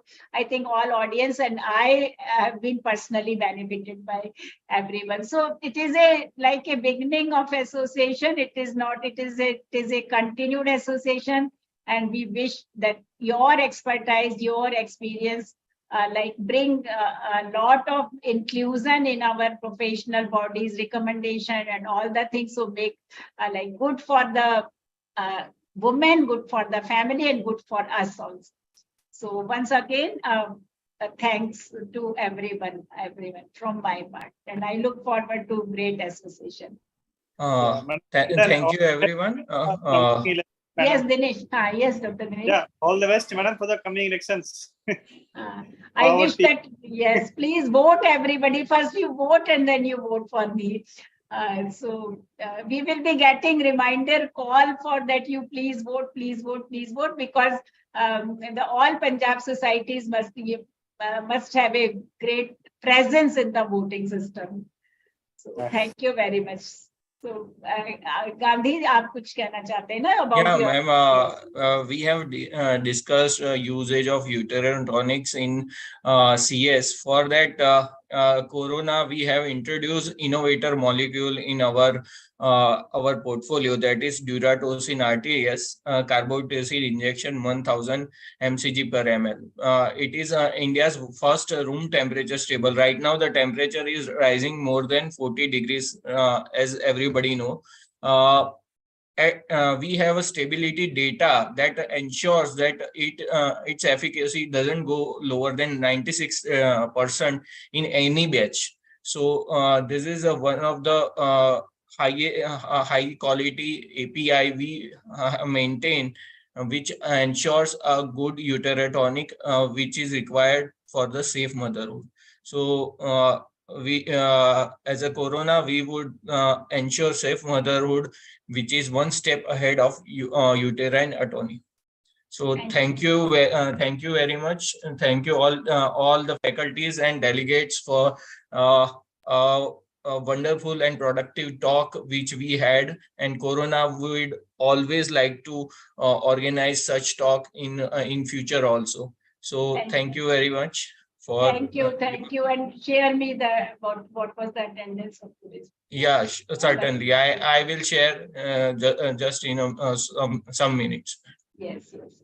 So thank you. We can say good evening, and hello, Dr. Dinesh. It is really great that you are still with us at the right. So we can say good night, good evening. Good night. Thank you. Thank you. I am ending the meeting. Yes, you.